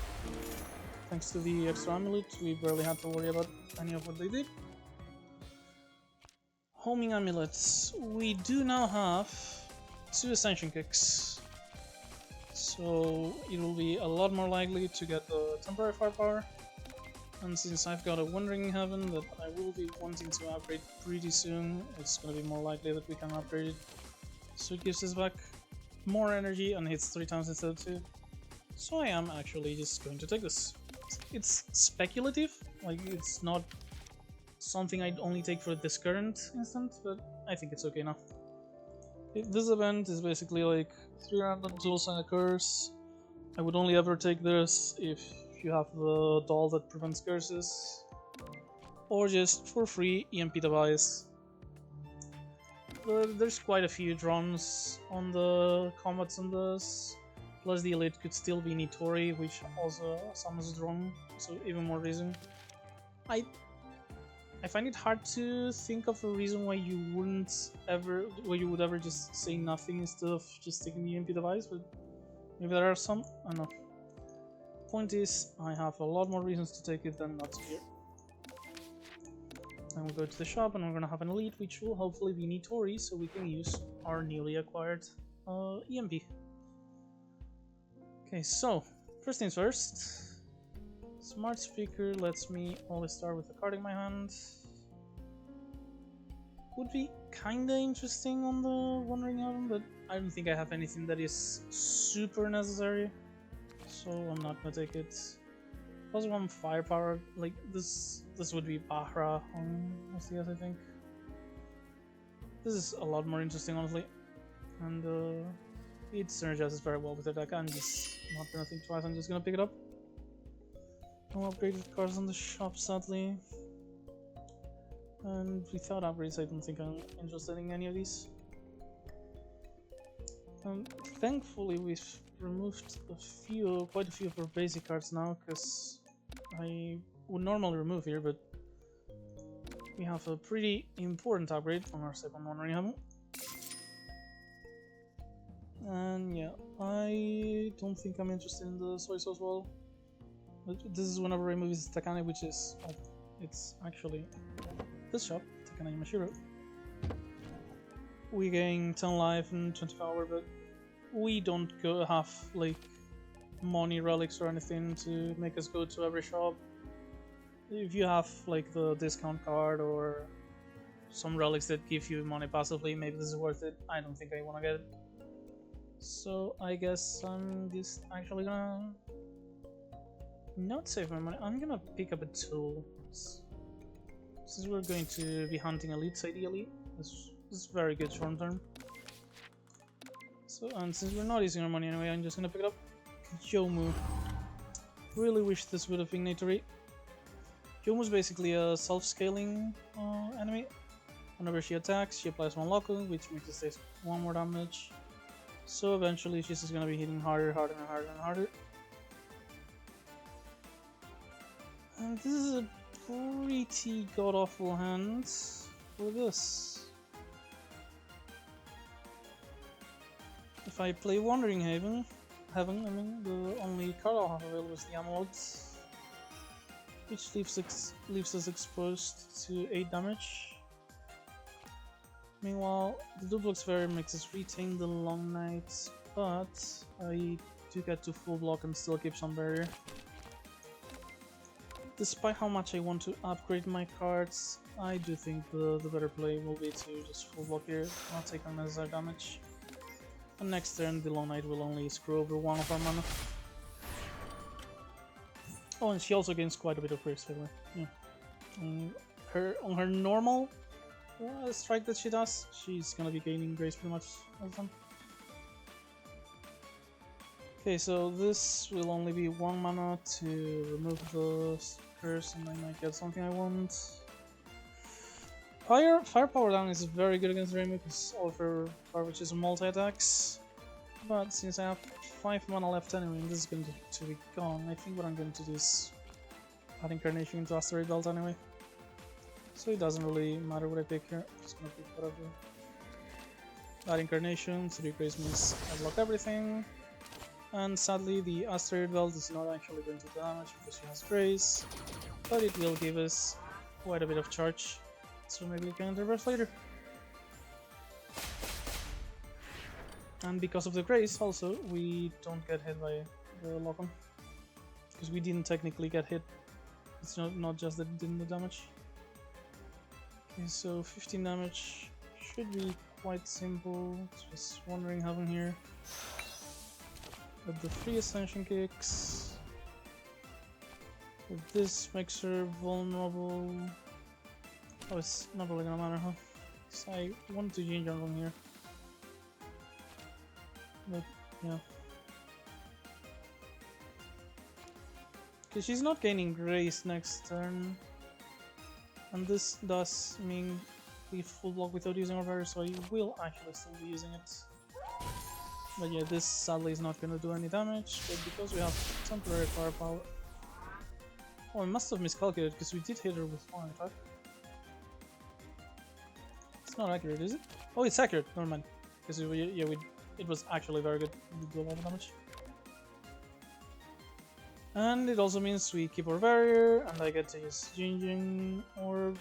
Pretty sure I want to Jinjin Orb, because she's gonna be like casting her spell card on 2 turns. I want to make sure I have some measure of defense later, rather than deal the 36 damage now, which would have been quite a bit of damage, even more with a vulnerable.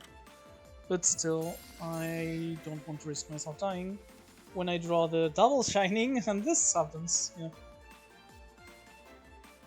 So, all things considered, this is just gonna be full block. So I bought it for this purpose, so great.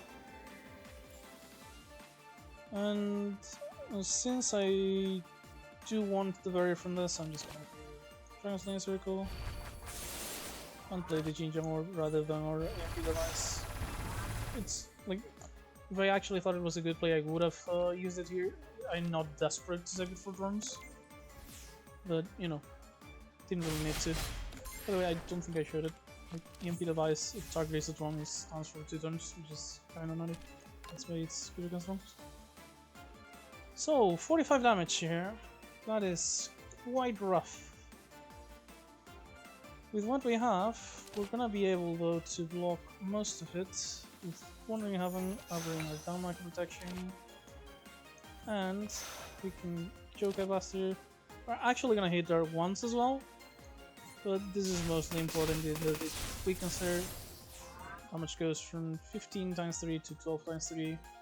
You might have thought it would reduce more, but part of the damage is from the lock-on, which is unaffected.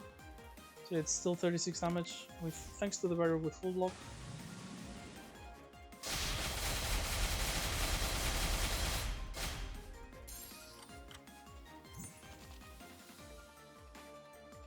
Okay, so that's still going to be 45 damage. Yeah, this is why Jomu's very dangerous. You just keep getting lock on and she eventually kills you. So let's see if we can find something good on our trace. Like the furnace gives us the charge we need for burst, and it's for firepower actually. So I think this is actually very good. And well, I'm interested in upgrading my hand anyway, so I'm just gonna do it first. Doesn't really change anything with the extra charge, but whatever. So here we do this. And we get to hit her for 50, apply weaken vulnerable. And honestly, this is 39. We would be taking 16 damage. I do not want to take 16 damage, and I'm very close to getting a second spell card, so I'm just gonna finish this off with this. Between the burst, which does affect the spell card, and the vulnerable, that is 180 damage. And she's gone, and we don't have to worry about the damage we take. Okay, there's another one of those relics that exhibits that upgrade your cards as you get them. This one's for skills. I'd love to pick up the speed duel here if it was upgraded. It doesn't seem like I would like here. Instead, we get a permanent border upgrade. The only temporary buffs that I'm gonna lose are really the temporary firepower from Ascension Kicks, so I'm not interested in this either. And we already have strong AoE options, so the Bass Uptick is not interesting either. So Raisin, ability to remove cards at gaps. It's pretty good honestly, but I've already moved most of our useless cards. And I love Nimble Fabric. Second turn you gain 2 grace, which means it's a lot easier to like set up on second turn or not get hurt if you've spent the first turn blocking or setting up stuff. So not that much money, we're not gonna gain that much, I'm not gonna risk going to a shop. I'd rather just go to a gap, upgrade one of my cards, fight an elite, which will be Nitri. I'm pretty sure it's guaranteed because we already beat Kokoro and Yomu, and we will have one fight in the way. If I knew the event was a combat though, I wouldn't have gone to shop, I'll admit. Yeah, this is basically you're either getting a curse or you do a hard fight or you get a random rare exhibit. I really like this one, and it's all drones when we have the tool, so definitely very useful. You should be able to do it just fine. First turn is going to be quite rough though, as I'll barely be able to block, only 11 here. And the most efficient thing I can do with my remaining mana is 15 to everything. Since the last lead is Nitori, guaranteed, and they do have the EMP device, I think I can afford to spend the spell card here. And this will reduce the damage we take by 16.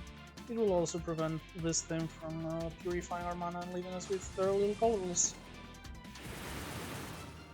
And our amulet should prevent it from this one.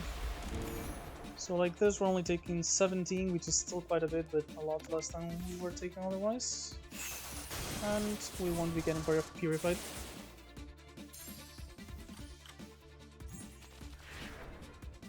Okay, so let's start with Reimu, because it's free anyway as usual. So robotic enemies, by the way, are not vulnerable to, I mean, can't be applied weak and vulnerable. So sadly, the full Mohawk would not give us any extra damage.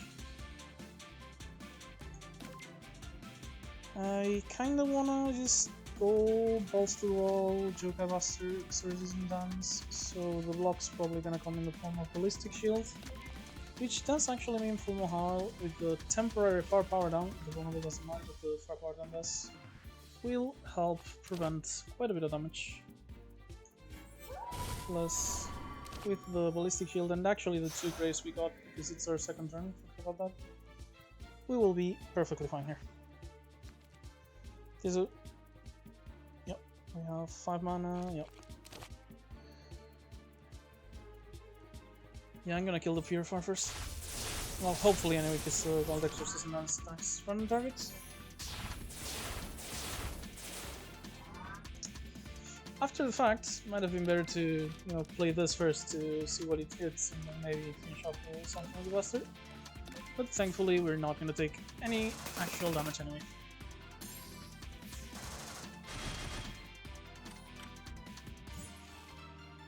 Okay, so since the Scouters have been applying lock-on, the multi-hits are getting quite dangerous.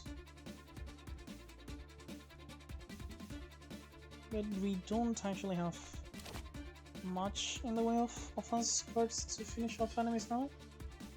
So I think our best play is actually go full defense. This is like 43 damage, if we block more than that we're gonna get a slight amount of barrier for later. We're sadly gonna be purified, which might screw us over, but yeah, this is very low on HP, hopefully we'll be able to do this fine, yeah. We can spend our... Actually, no need here. Upgrades the screen now. And yeah, we could EMP the Vice, but at this point we can only play one more card anyway, so just master all this. And go to 6 search. 7 actually. I'm not sure where the extra comes from. I must have missed something. Okay, so as usual, train some before we upgrade. I do have barrier, so duplex barrier is very good. Even more because when upgraded with this, it only costs 1 white, which means I can do Ascension Kick, Light the Furnace, and just completely one-shot the healthier of the 2 drones. While using Talisman of Dreams, because I gained the energy for entering burst to finish the other one. Clean fight. We did have to use our spell card that we healed up for most of the damage we took. This is another one of the spend a certain type of mana. Red one, another 5 red mana spend, deal 6 to everything. Pretty good in my opinion.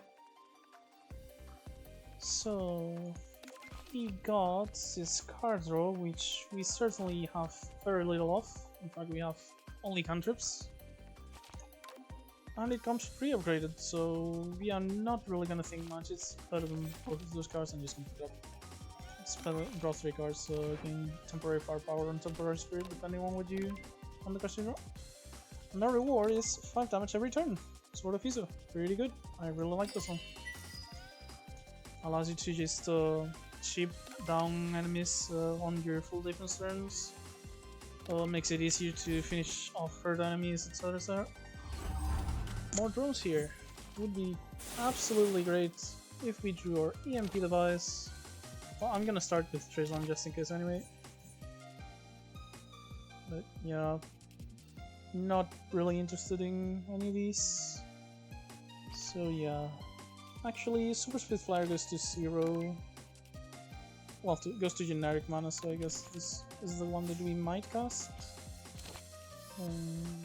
Yeah, no, we're not gonna cast anything because this is going to stun. Actually, we kind of are, because like Wandering Heaven here just operates 2 cards that we wouldn't play anyway. So instead, I'd rather just draw for the extra firepower. That is the effect, by the way, of the Peony Stone. And we spend our white mana on dealing 15 damage next turn to the Lumikappa. Because it auto-targets the healthy stamina, by the way. Yeah, that was that. Okay, so seems like the simplest and most obvious thing to do is just raise both of their attacks. We're gonna still have Grace for next turn and just AoE. Go next turn.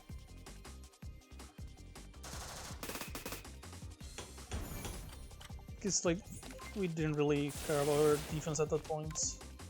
The Lumikappa only attacks when she has no allies, and these are very hurt, so we don't have to worry about them screwing us over.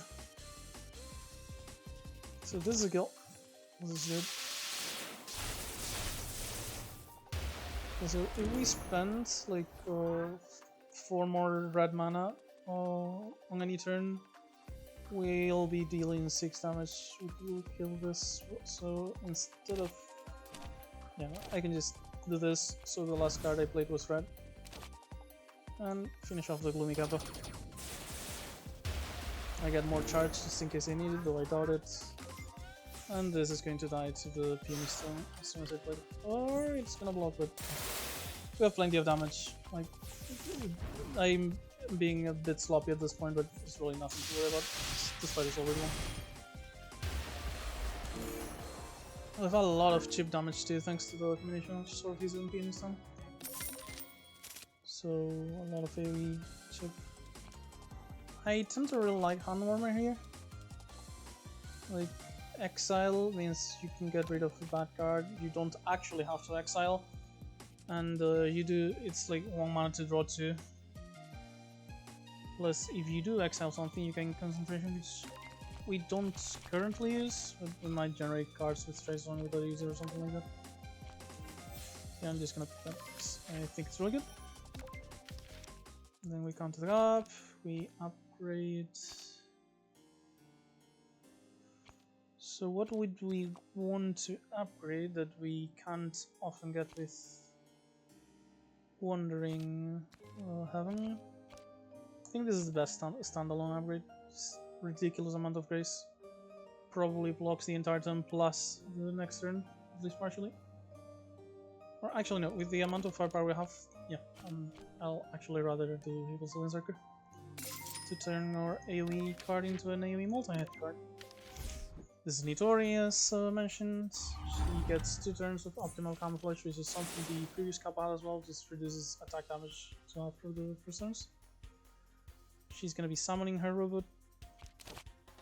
Oh, even better now that I think of it, Handwarmer lets us just exile the Long Night. That's amazing. Absolutely beautiful. Now I don't have to worry about that. I can just kick, Talisman,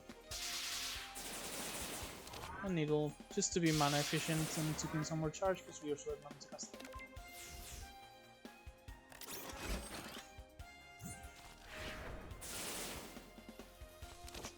Typical Stars of Trey song. Because we still have the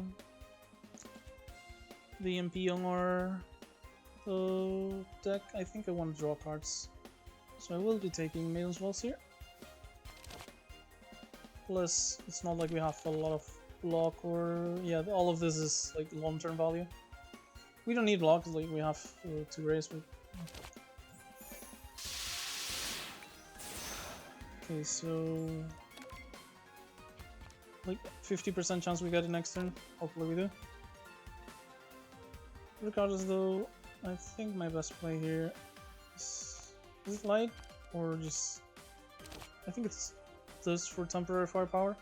If we draw the EMP, we just use it, and if we don't, thanks to the fact that we now have temporary firepower and we drew this, we have a very good play, which is coming out with first heavy into the previously planned Joker Buster for 36 extra damage.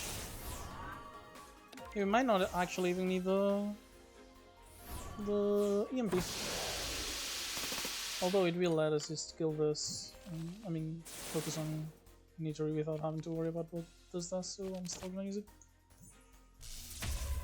And then with this hand...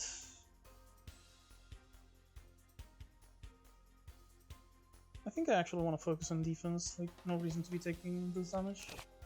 So I'm not gonna bother with the asteroid ult. Well, another health on me. Just full block go next turn. We'll really screwed up the Scout in this turn anyway, so we're fine with that.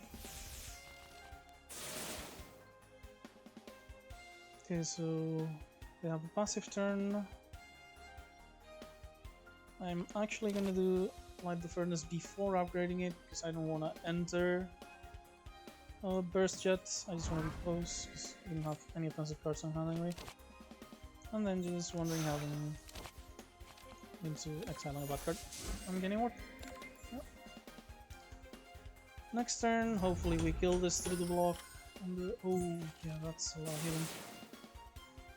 Hopefully it's still good enough. It's free. Trace on. All things considered, I don't actually like any of these, but Ascension Peak's the least of that one, I think. Which means I'm going to draw cards, I'm doing temporary power. So this hopefully kills something, actually.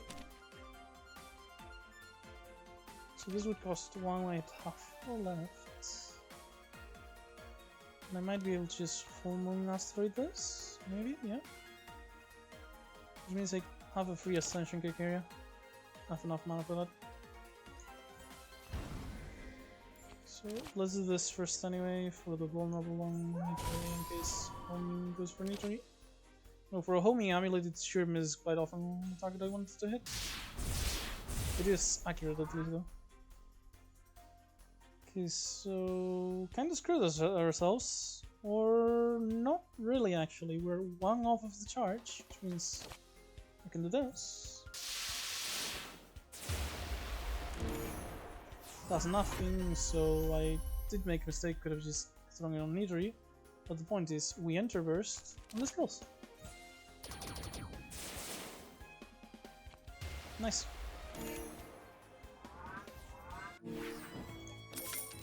Bicycle just upgrades attacks when we added them to the deck. Would have been good early.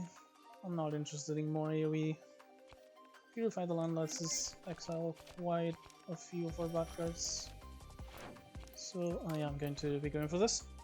Plus it works on draw pile and discard pile as well because it comes pre-upgraded. The 6 power generates is honestly just the icing on the cake.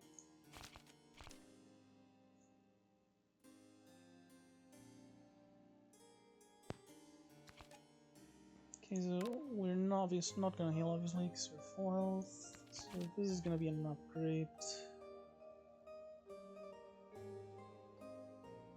At this stage of the game, maybe we actually don't mind getting our cost cards. So I'm going to go for first one.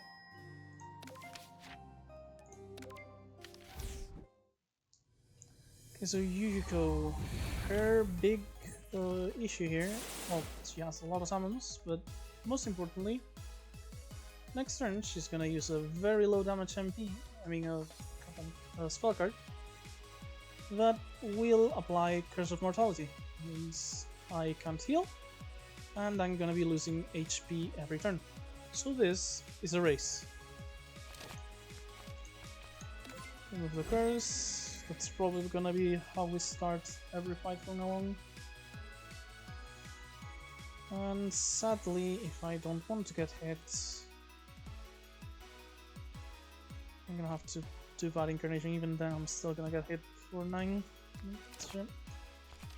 Oh yeah, our most mana efficient play I think is just Fiction Order. Remove like a couple of bad cards. And block most of the damage this turn, sadly not all of it. Could have spell carded one of the spirits to half all the grace, but I don't think it's worth it. So let's see what Ascension brings us. Buster. Okay, so with Buster and 2 grace, that's already full block. We kill one of these. So yeah, pretty much is gonna do that, I'm pretty sure. This is 24, would be 26 with extra firepower. But even so, it's not gonna kill this, but it doesn't actually need to. This sort of user will finish it off. So I can do Yokai Buster. Because I played a red card, this is gonna be 3 charge. I did not. Yeah, it takes 4 red mana. Right, my bad. So I guess I'm just dancing. Not a big issue, but we're further than I wanted from burst. So we grace one, we grace the other. The amulet is going to block her first attempt at cursing us. Or not, actually. Damn. Not sure if I missed something or this just goes through it.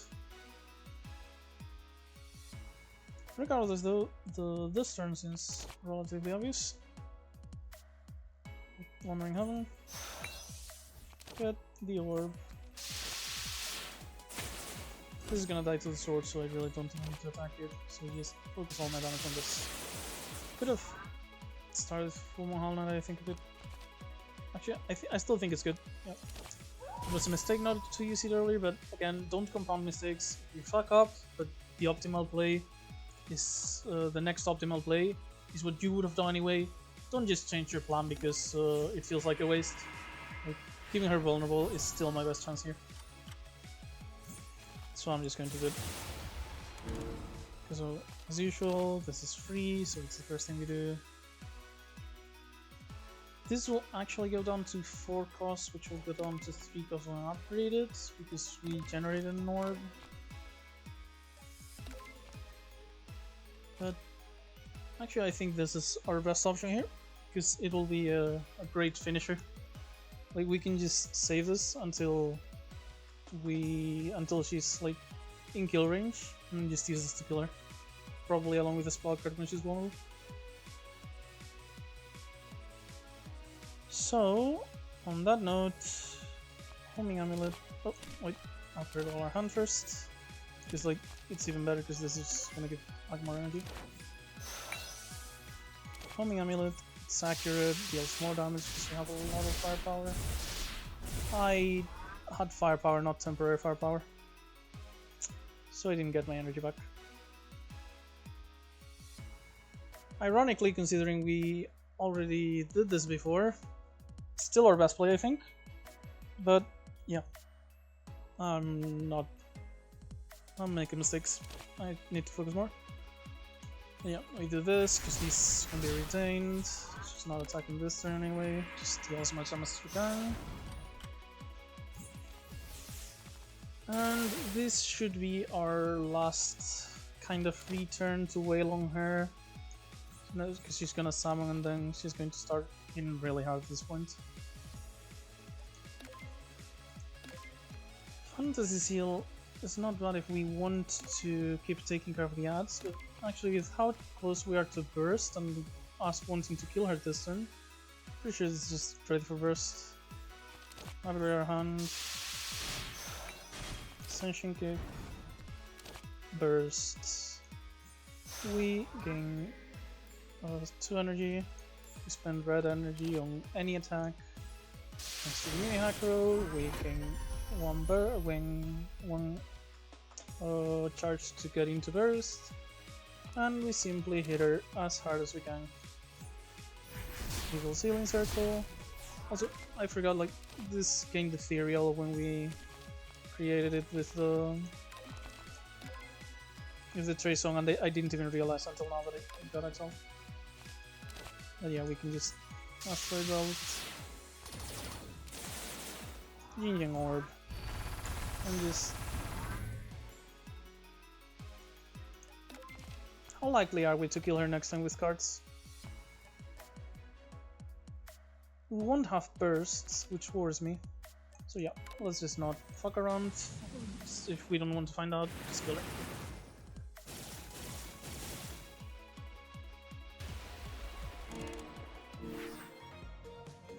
Okay. Izanagi object. At start player's turn, when one random mana, elite combos reward an addition exhibits. This is basically Black Star, if you know that one. Okay, so Zenary cards, 1 black mana. When we activate our spell cards, lose 1 life, draw 5, which is kinda good.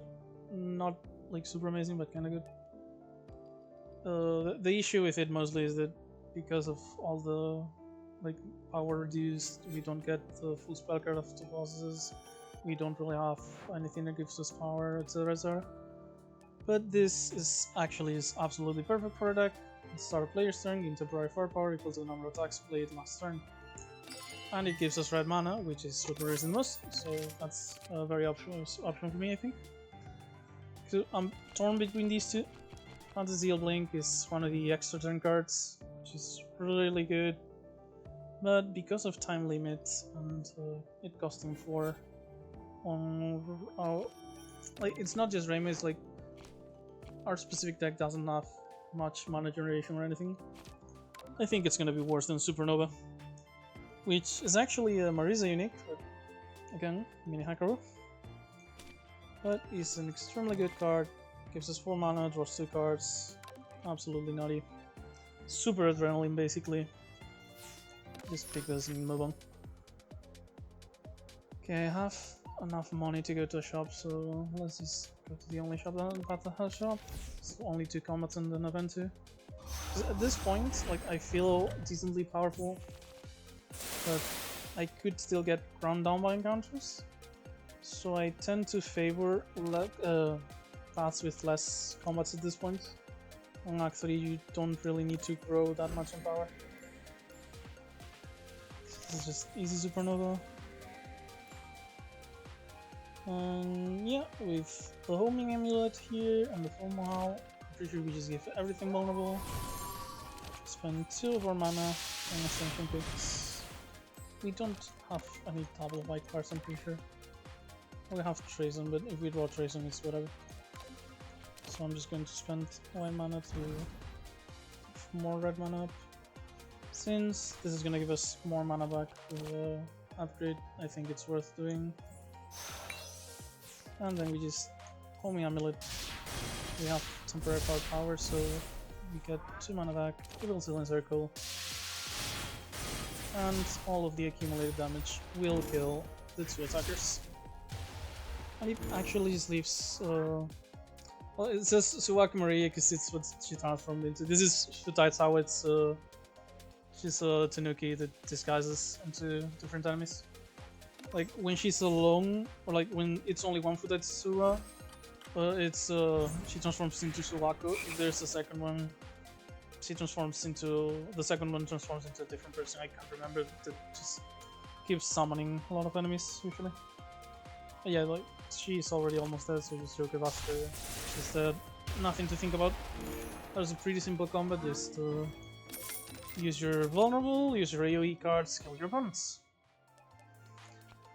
As I mentioned earlier, we don't have much card draw, and our upgrades are very valuable generally, so I do like this Maiden's Waltz that's pre-upgraded for us. 1 mana draws 3, and we even get barrier or upgrades off of it.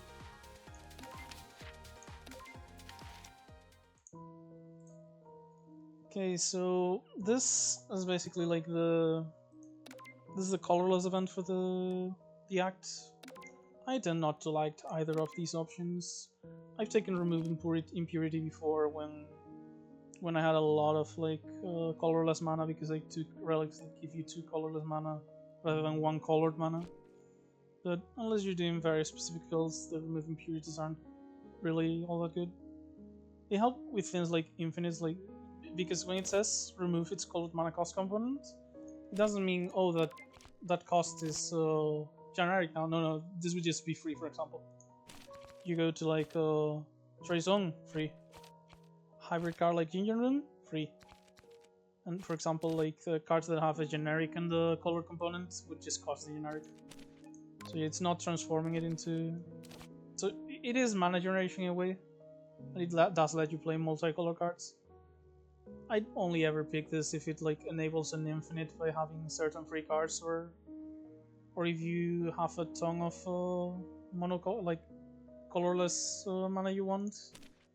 I mean a ton of color mana and you want to play some multicolor cards, but yeah, that is not the case. We simply move on, keep going ahead. This is a very grace heavy fight. This is like basically it's not Aja, it's just random Tengu that plays like Aja really. So it's just a lot of grace and the curses and the crows, which really just do the same. All of the Tengu enemies are basically just bracing and curses on top of some damage. Yeah, as usual, we stun the Arm Warmer, getting the curse. I literally always forget about this. First time you play a card each turn, the Crow Speedster will deal 10 damage to you. I don't think I ever remember. I'm sorry. Yeah. Upgrade. Play this. This will hit 3 times, which is still not good enough to kill anything because of all the grace they have. So it's still kind of our best play, so I'm just gonna hit any of them and just purify the land to remove some of the worst cards. Curses and the basics.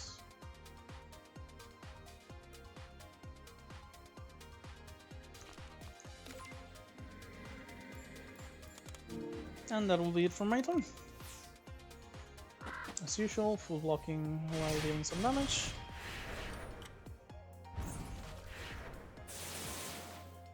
Okay, so first things first, play the card that's free and gives us more info. How close are we to this? So we took the other Light the Furnace. We could just have a massive amount of firepower and the Enter Burst, which honestly doesn't sound bad.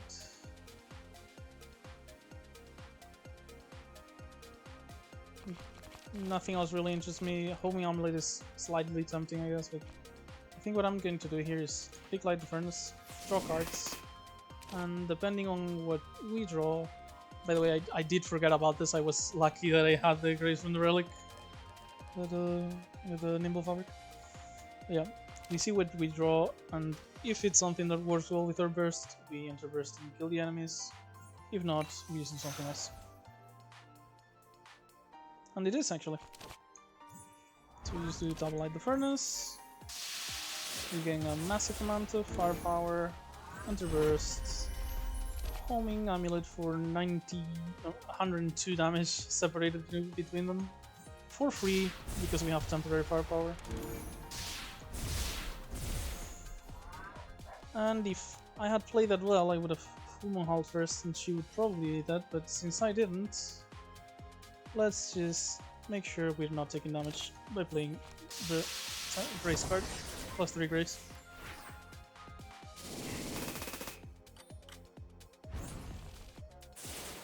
Deal some damage, just finish her off. That's it.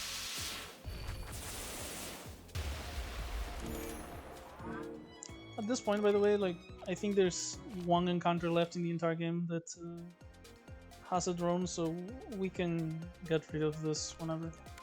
Just haven't seen the need to, since it draws a card when you draw it. Okay, so I like both of these, but since we have our Ginger Rune, I think the Balance Orbs is going to be better here. Because we already have a few sources of vulnerable enemies, and I need to get vulnerable laser. But yeah, if we had gotten it earlier, when I saw the unupgraded copy, if I saw this one instead, would have definitely taken this. Go to shop, 300 coins, should be very good. So we already have like 2 card draw cards at this point, so the main walls is not that important, I think. From this relics, like, I think I like the robot model, because elites and bosses are pretty much the only risk we have left. And the money we have left is just to remove 156. since I'm on it, like, I would not take any of these cards except for maybe Impatience if we wanted one last card draw card, because since we have almost 30 cards, maybe 2 card draw cards aren't like good enough, but in general, yeah, this is a bunch of defensive cards along with enough. Sorry, these 2 are defensive that we don't need. These 2 are offensive cards that we don't really use very well. Like, we don't tend to have much barrier, and the glare is not really necessary when we already have 2 Wandering Heavens, so the upgrades are going to be kind of wasted most likely. And we don't need more cards, as I mentioned. Reverse Boundary would be absolutely worthless on our deck because we barely have buff losses. And this is +2 Spirit for a different deck. Ironically, these 2 would go well together, I guess. But yeah, nothing that interests us, and I should probably start rushing like at least a bit more because the video is already 2 hours, gonna reach 3 at this point. I mean, at this rate. So we don't have money, but we could trade our Trazon for one of these. I don't dislike Blazing Star, it's an extra turn card, could help us with things. Let's skip block, which makes it one of the safest extra turns in my opinion.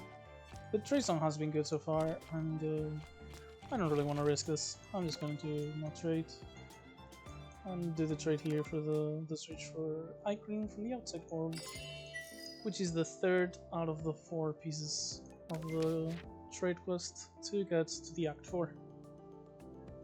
Okay, so we want elites, we don't want shops, easy choice, just go top.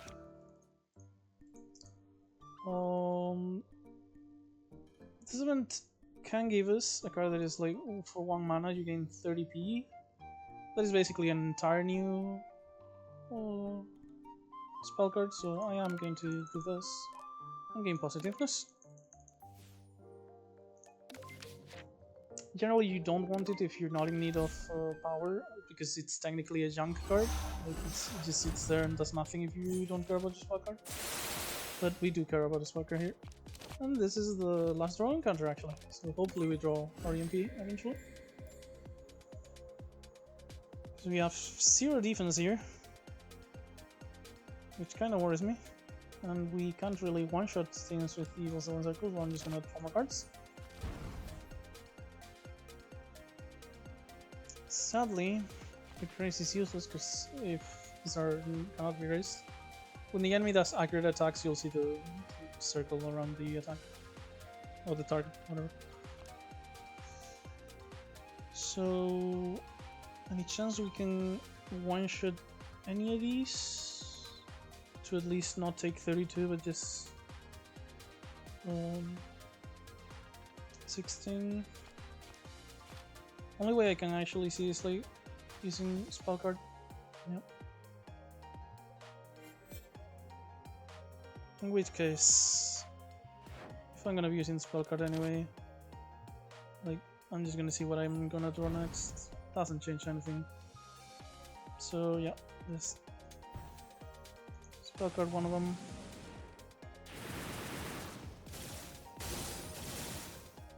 Goes down very low. Finish it off with the Evil 7 Circle. As you can see, this has 50. Would not have. It would have been good enough because we can gain 1 firepower from. Oh no, it's only good enough because we can 1 firepower from killing the other one. So we wouldn't have actually been able to kill it if we didn't use the spell card.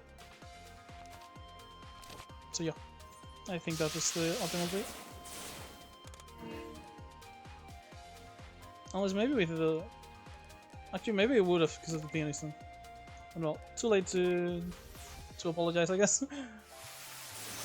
Let's just move on, take 16. We're gonna be healing like 6 from killing them anyway. Possibly another 6 from the peony. Peony and peony stone, okay, I was wondering. Yeah, so this is gonna deal quite a bit of damage. Hopefully, I'll just draw something to kill it. My ideal right now would be to just kill this thing. Wandering Heaven, so this is free. Draw a card, gain firepower. This sadly does not apply vulnerable because they're robots, as I mentioned last time. So I either trusting RNG. Actually, no. If this deck hits this, I still have 4 hits. 4 times 13 is 60. No, 52. Sorry, which is good enough to. Okay, this will be good enough to kill, unless the last hit is the one that hits the scouter. Because when we kill this, we'll gain 1 more firepower. Let's hope it works, I guess. Okay, so we kill it, we gain 1 firepower, and this kills. Perfect. Absolutely perfect. We healed up most of the damage we took. I like another horn warmer. What can I say? I'm a worm kind of guy. We spend what meager cash we have on upgrading our cards. This is one of our better upgrades, I think. Like one more time that it deals damage, more energy back. It's nice to have it reliably. And this is the last piece of the question. We gain border sensor, which is literally just, oh, you can go to, yeah, why is this class mythic rare when it's obviously useless? We just go, let's just go to Act 4 once we finish this. Clumpies. This is a Summoner Elite. He's going to be getting a ton of friends in here soon. Thankfully, if your deck is very offensive, you're going to like have a good time against Clumpies, because she has Lunatic Torch. Basically, the enemies are going to start putting curses in our deck, but they are also going to give us like 4 energy per turn once the field is full. So yeah, no issues there. I'm really interested in getting some temporary power up for the Homie Amulet, so I'm just gonna draw more cards. Excel the MP device since I don't care about it right now. Tempted to draw more to upgrade, but I think I'm just... Actually, I can draw and still have the mana for the other things, so let's do this. And I absolutely do not regret it. This Supernova is amazing. Draw 2 cards. Ascension Kick. We want the vulnerable, so Full Moon Howl. And now we just play our attacks in the order that regens energy first. So Homing Amulet. Into Yokoi Buster for the triple hit with all our extra power. Into Asteroid Belt for more charge and more multi-hit attacks. And then we just create orbs, keep them in hand for next turn. Will be useful.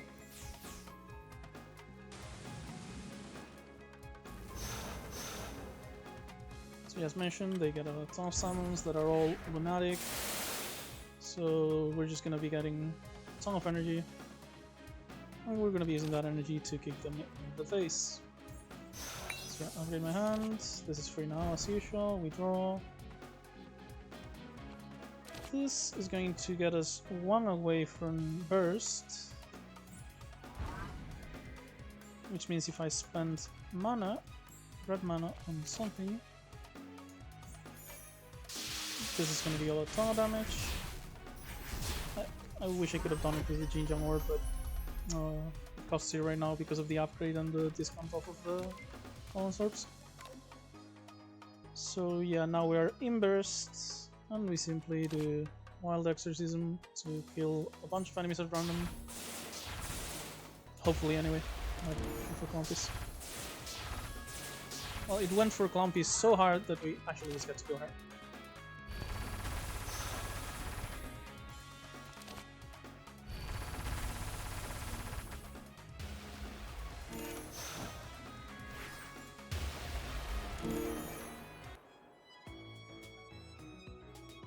Yeah, generally, as you can see, for Clumpies you want either an insanely good defensive deck or just a decent offensive deck with AoE, because the extra energy the summons give you lets you just AoE them down with pretty much anything you have. Okay, that was a mistake. Like, probably gonna be inconsequential, but if I get a defense card here that I wanted to upgrade, I wouldn't have had the chance. Thankfully, it didn't matter.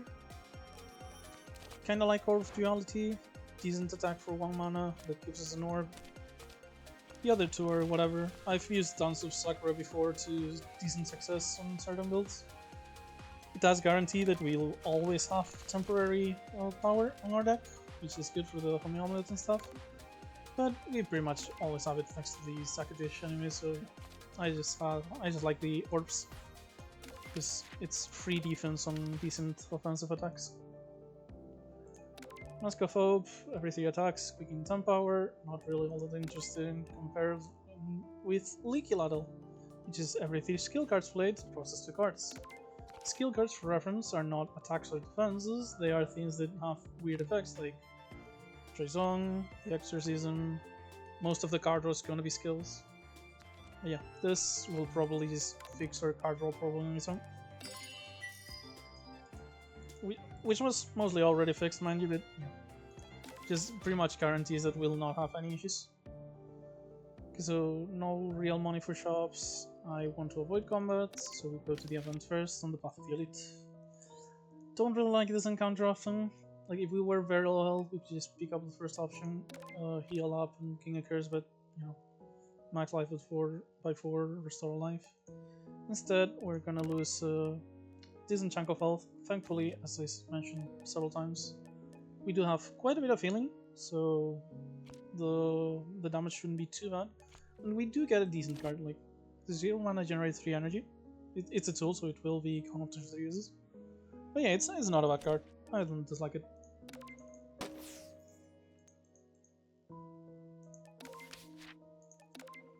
And we move on. This is one of the most boring, excruciating encounters in the game. These things have permanent flawless, so they only take 1 damage always. So you have to basically hit them 22 times and 20 times respectively.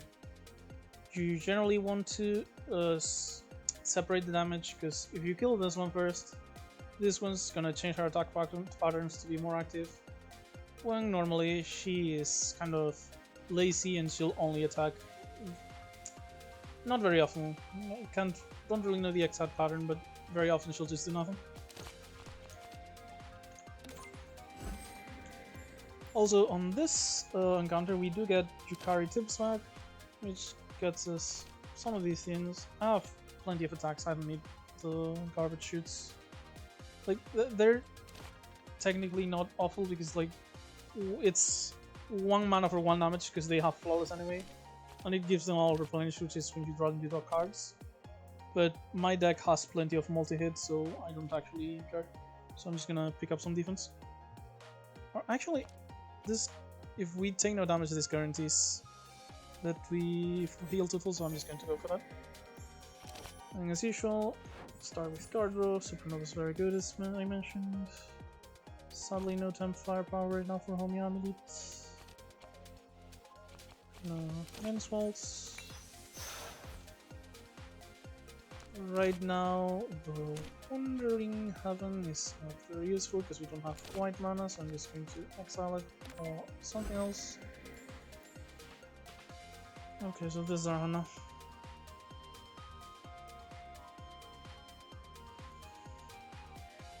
We don't have temporary firepower, so coming on it's not going to be that great.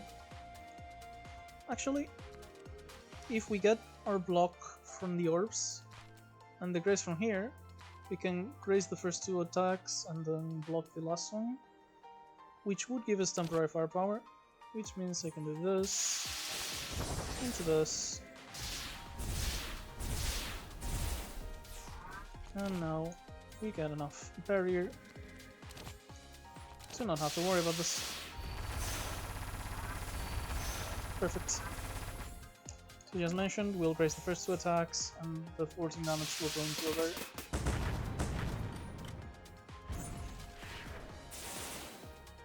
This is kinda rough though. Really hope the Ascension Kick gets me something. It's more damage, but we're gonna be taking quite the hit here. So Lily for the energy. Ginger and Room, just want to do it first anyway, because the orbs are not gonna give us temporary.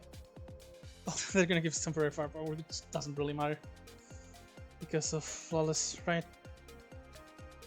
Yeah, I don't have enough hits to kill anything anyway, so it's just Fumo Howl to reduce damage, Orb for some block. And then just... maybe if I had been more careful with my mana, I could have played another card, I'm not sure. Possibly? No, I don't think so. I'm pretty sure the Jinjang Orb just used the white mana from Daily. So yeah, we just Yoka Buster here. I'm doing this because like the weekend will just reduce the damage a little more, but I'm gonna have to start hitting the Earnest sometime soon. Because yeah, I do wanna hit her before she skills harder. So now all her attacks are here now. Like every few turns she's gonna get different buffs. Start with the free one. Burst is only relevant because of the energy gain rather than the damage this time, so whatever. Tempted to do the fantasy seal though, but I don't think it's good enough, sadly. The upgrade doesn't help either. Yeah, I think it's just gonna be Freedom Fantasy here. Let's just do Wandering Heaven. We could do into some attacks. That would be 16 plus 20, 36. It does actually full block. I was considering the barrier, but since this full blocks and it lets us play 2 free attacks, I can just do this Sealing Circle. Double AoE damage, that's very helpful. And we're still thankfully taking no damage. So Distribute Snacks is gonna heal in 1 every turn now, so I really want to just be done with this ASAP. So let's draw some cards. Some more cards.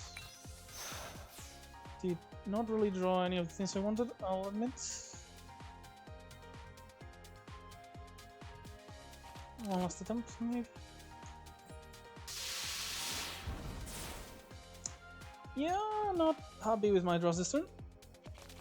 But still, I can just protect myself with a Great Duplex Barrier.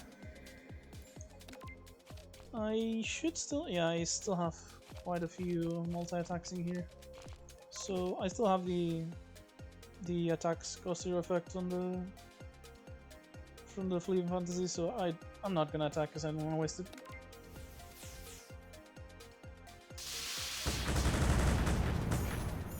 So sorry if I'm over-explaining, like if I do end up, which I hope so, if I do end up making more videos, I will not have to explain all of this, like all of the basics and stuff. But since it was still the first one, I thought it would be preferable. Evil Ceiling. Hopefully this will hit here once. It did. And this is 4. Has 1 left.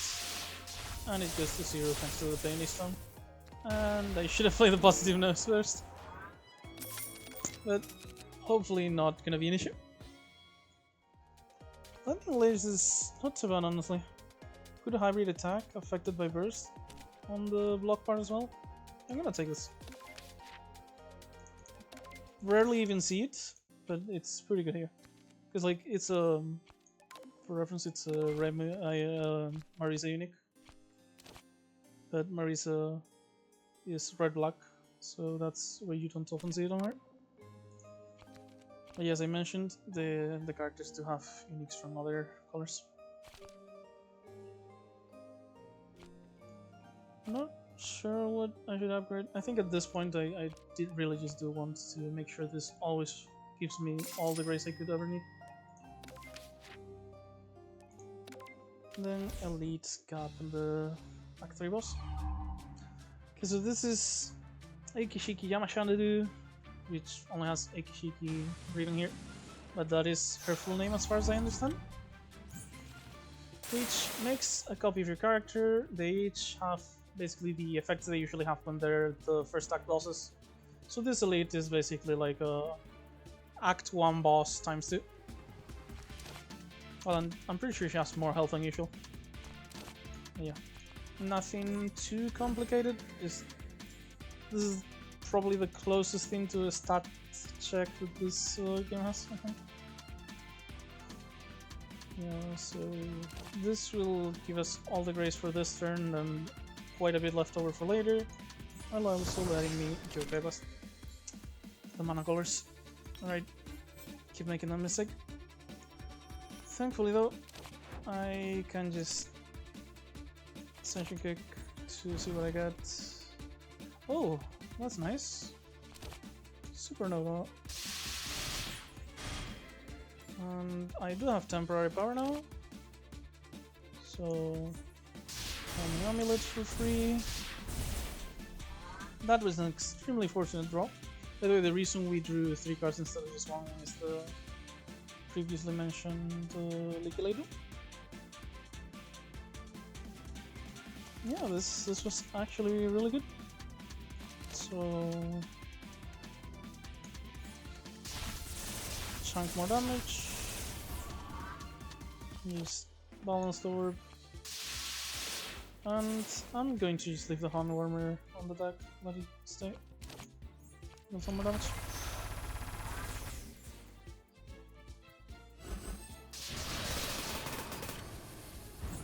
So yeah, Reimu summons her orbs like she does in her boss fight, which I guess you didn't see. Yep. So Wandering Heaven is this chunk of log that will reduce this to 0 cost. So I think I kinda want to take her the orbs. Gain some firepower, reduce damage I'm being faced with. Well, so far I still have the Grace, so like I don't have to worry about damage with, you know, for later. So yeah, I want to spend my yellow mana because I want to have as much red as possible for the attacks I'm using. Because spending red gives a stretch.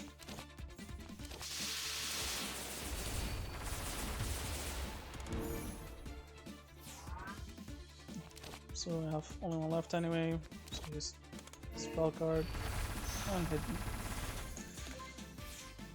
Killed both mobs, got Reimu to half, taking no damage, still have 3 grays, 2 because of the case. So pretty happy about that turn. And as usual, Trace on first. Supernova sounds good here. We have attacks,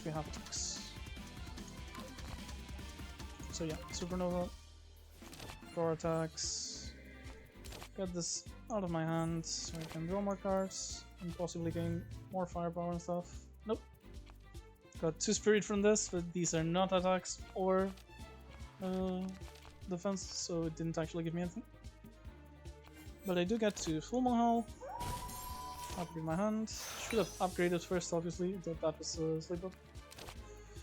Light the furnace. And now I just deal as much damage as I can. Yeah. This kills the Reimu, and this kills the Eikishuki. Burst is a very, very good mechanic. Like one of the reasons why I like taking the mini Hakuro so much on Reimu. Makes her already normally strong attacks into even stronger decks. So 3 permanent firepower is not bad, but we have so many sources already that I really don't think it's necessary. Exorcism sounds good, synergize with the deck. We can always use some more very powerful attacks, so let's just get it. Might be a bit bloaty on the deck right now, but it's a good card regardless, so I'm not unhappy about it. So I'm gonna prioritize my abilities now, because like, if I plan on upgrading with Wandering Heaven, like, if I use a card and it's unupgraded, I still have the chance to draw it later with the Heaven. Meanwhile, if I use the abilities, which are basically the once you use them, they go away. They are the powers of this game. But yeah, I tend to prioritize these kind of upgrades when I already have like in-deck upgrades like the Wandering Heaven, because it allows you to get the full power from them without having to draw them immediately with Heaven.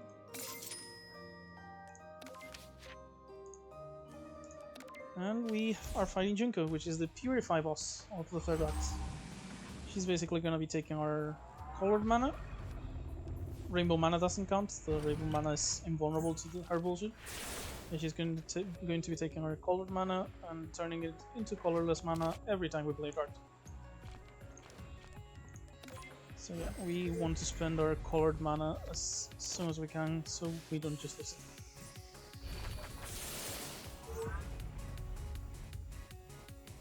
Which pretty much already happened here. I'm gonna draw, see if I can find something useful. Actually, if I'm gonna draw anyway. Yeah, but this is gonna go to colorless mana regardless. So yeah, let's just main walls. Maybe it gives us some barrier. Some block would go a long way enough. 3 barriers, not very good, but it is there. Let's see what we get. Nothing interesting. I did kind of waste the Leafy Legend. Just gonna Handwarmer to get rid of the curse. Yep, nothing to do here. I could do Fantasy Seal. I have quite a bit of firepower, but I'll probably just save it for burst. So we're gonna be taking a chunk of damage. We dodged 2 of those, get hit by 4, block some of them. Took 13 damage total. Not too bad, thankfully. Okay, this is gonna be pretty free because the bad incarnation is just gonna be entire blocking, so hopefully we'll get something offensive from here. We do get Fantasy Seal Blink, but we don't have enough mana for it, sadly, I think. Yeah, it's 7 mana, 3 plus 5 knife shot. But we do have some firepower, so let's just get Fist of the Hack Ray, Bad Incarnation, punch you in the fucking face. First time I see that animation, it's pretty cool, honestly.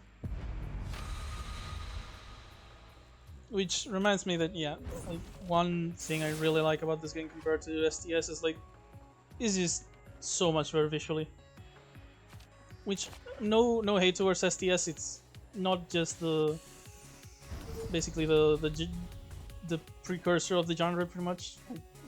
It basically spawned the genre on its own. But it is a bit noticeable that it is dated in some aspects. No issues with its art style, but it's not really animated. But yeah, still an insanely good game, don't get me wrong. So, kind of want to protect myself here, so yeah, my best shot is Danmaku, Holland's Orbs, and just play one of the orbs because it's reduced. Still gonna take some damage, sadly. It's 23, taking 34, so 11 damage. That was an accurate attack, so our grace is useless. But still, not too bad still. This is one of the more dangerous ones. That's 48 damage. We don't have enough block. It will outright kill us. Full Moon Howl is going to help massively though. Oh, she has the... okay, yeah, she's buffed herself with Leo's Murderous Intent, which basically whenever she turns 1 off on mana colorless, she will be dealing 1 damage to us. Okay, so... I don't wanna use my colored mana ASAP.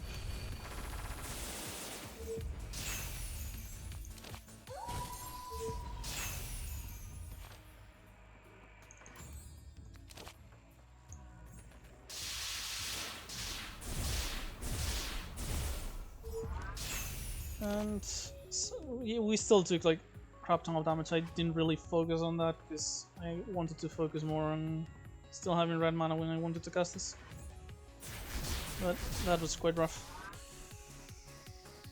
Now we just Union Orb twice. Without the Howl we would have been quite screwed because this is still 30 damage with the Fluffers as well. But with the Howl and the Orbs we were able to temple. Actually, Kulila Valley. We take 1 damage from the Purify and we're gonna take 1 more, but it does let us block this fully, which I think is worth it. And this turn, ideally, we go into burst and just finish the combat. So So it's just okay. No, I'm not gonna do this now. There's no really any point. Not really any point. Just gonna draw. Got insanely unlucky by drawing one of the pure radiances. We do have temporary firepower though. Okay, so she's not actually attacking, so just gonna do my damage, I guess.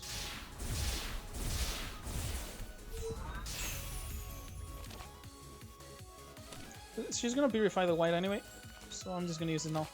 Prevent one damage. I can play the Lunacies to get them out of my deck.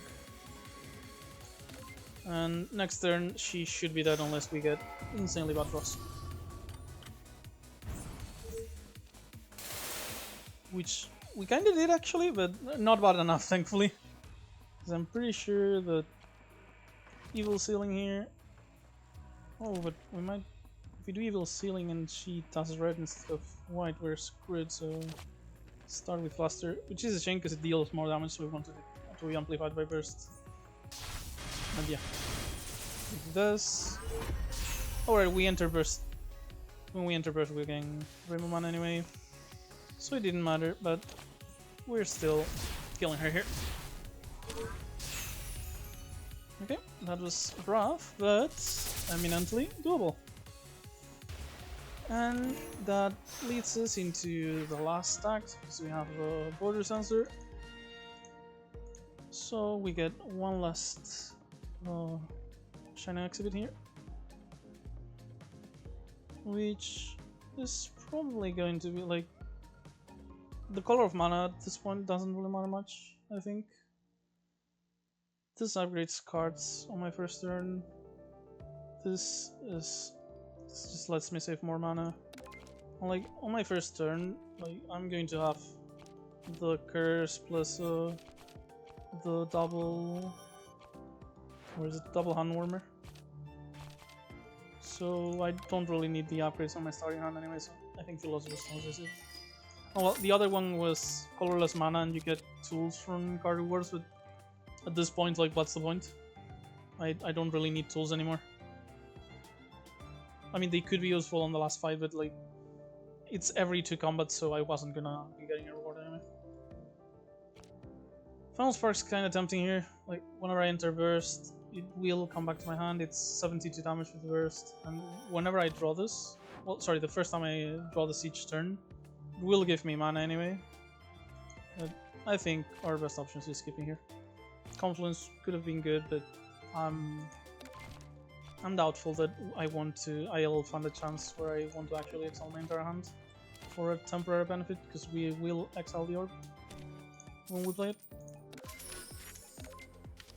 So yeah, probably just gonna remove a card here.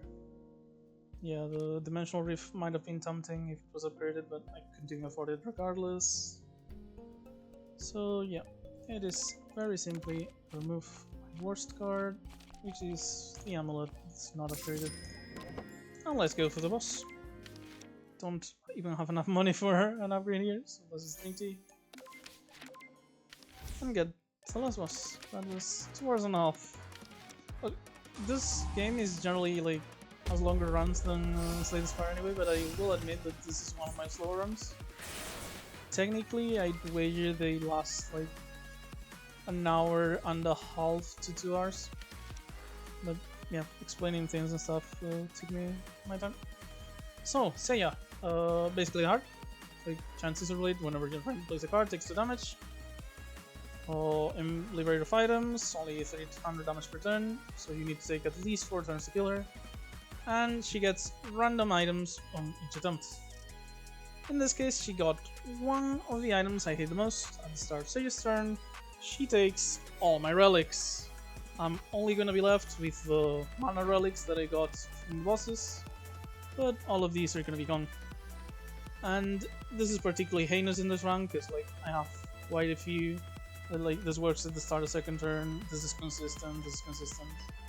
Like on things like Tengu's Fang, Tape, stuff like that, it's already taking effect. I don't care anymore, but it's rather fun on most of these. This will activate the Long Night. As you can see, it would take 4 cards. That's why Hana Warmer is so absolutely great in here. Okay, so Purify the Land, Exile, Danmaku, Eviction. And what is the worst card in the deck right now?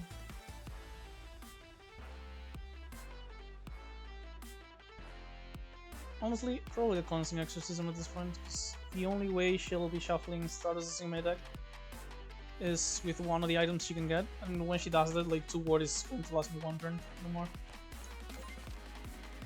So those are gone.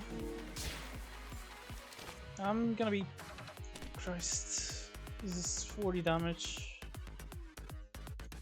I need to hopefully draw something from this. I'm just gonna exile this. Okay, I do get cards I wanted, so I'm gonna gain some energy. If I do Yin Yang Rune, I cannot upgrade with Wandering Heaven.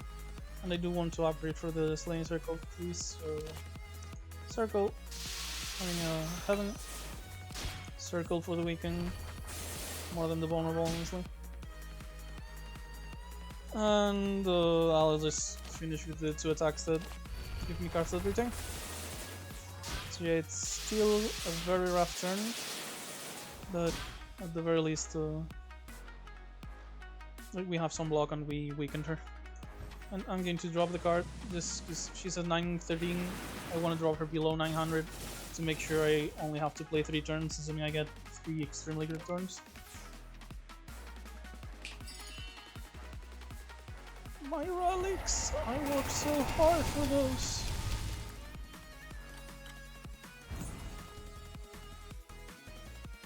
I really hope we can get some defense from here.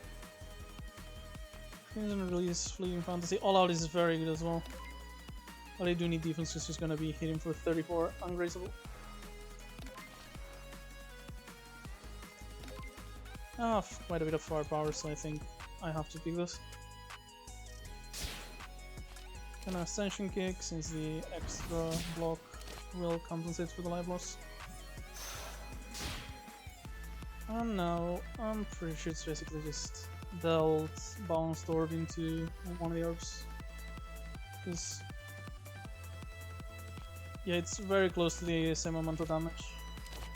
But this will give me 3 charge. And the orbs will give me 1 more. I get full block.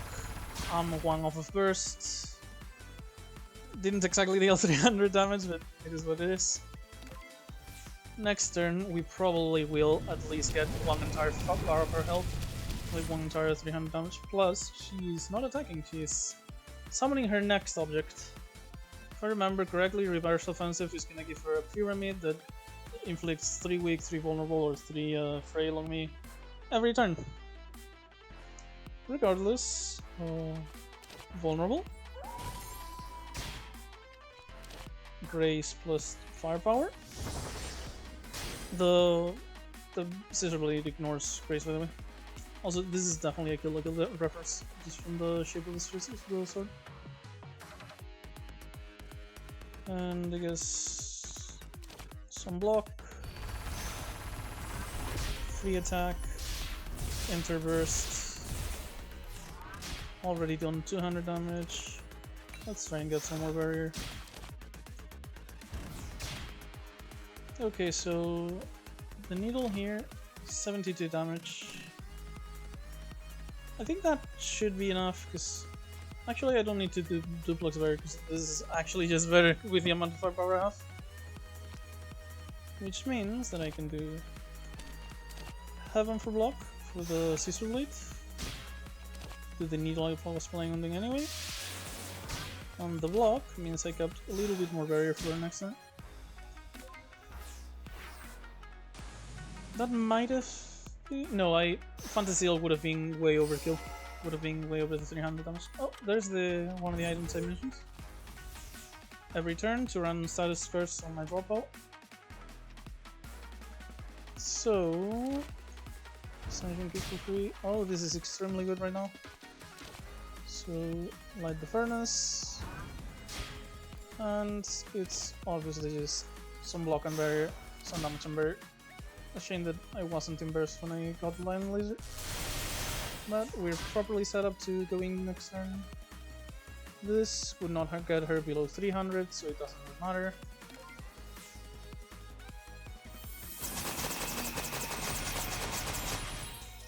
So we just save it for when we hopefully enter burst. Well, guaranteed. Xinjiang Orb, I could just spend red mana on it and it would give me 1 charge. So yeah, we are going to have to use the Fantasy Seal as damage, because like, we didn't exactly go very well. But this is entering burst. I'm gonna use my block cards first so I don't waste my barrier. Xinjiang Orb, Precision Needle. And so I can get her below 300, so she is actually able to die. Spell card, Fantasy Seal. And she's now below 300. So if I get a very good burst turn, I might actually be able to kill her. And if I don't, well, it's still damage. Okay, so order really doesn't matter here. I'm just playing all my attacks. Play the homing amulet slightly earlier just in case, but she's gonna get another item. Oh, it's also reverse offensive, okay, so this is just when she summons an item. Yeah, she's at 120 HP, should be very easy to kill her, plus we're retaining our rainbow mana thanks to the Philosopher's Stone. The last one is the glove. Basically, she's going to remove half of my deck twice when her turn starts. If she removes all of my attacks by random chance, I will be fucked. Also, I will discover something good here. Okay, so I am close to the charge, but even if I am, like, I don't have any attack, so that doesn't matter. With this, I will be able to defend myself. So I think this is the obvious option. This will give me like needles when things get exiled. I think it might even work with this. Is this exile half of all cards in combat, so I might actually just get a full hand of needles after she exiles my deck, which would be amazing. So yeah, barrier first, so the block gets consumed first. Accurate illusion. Power her down so it's less damage. And pray that all of this is good enough.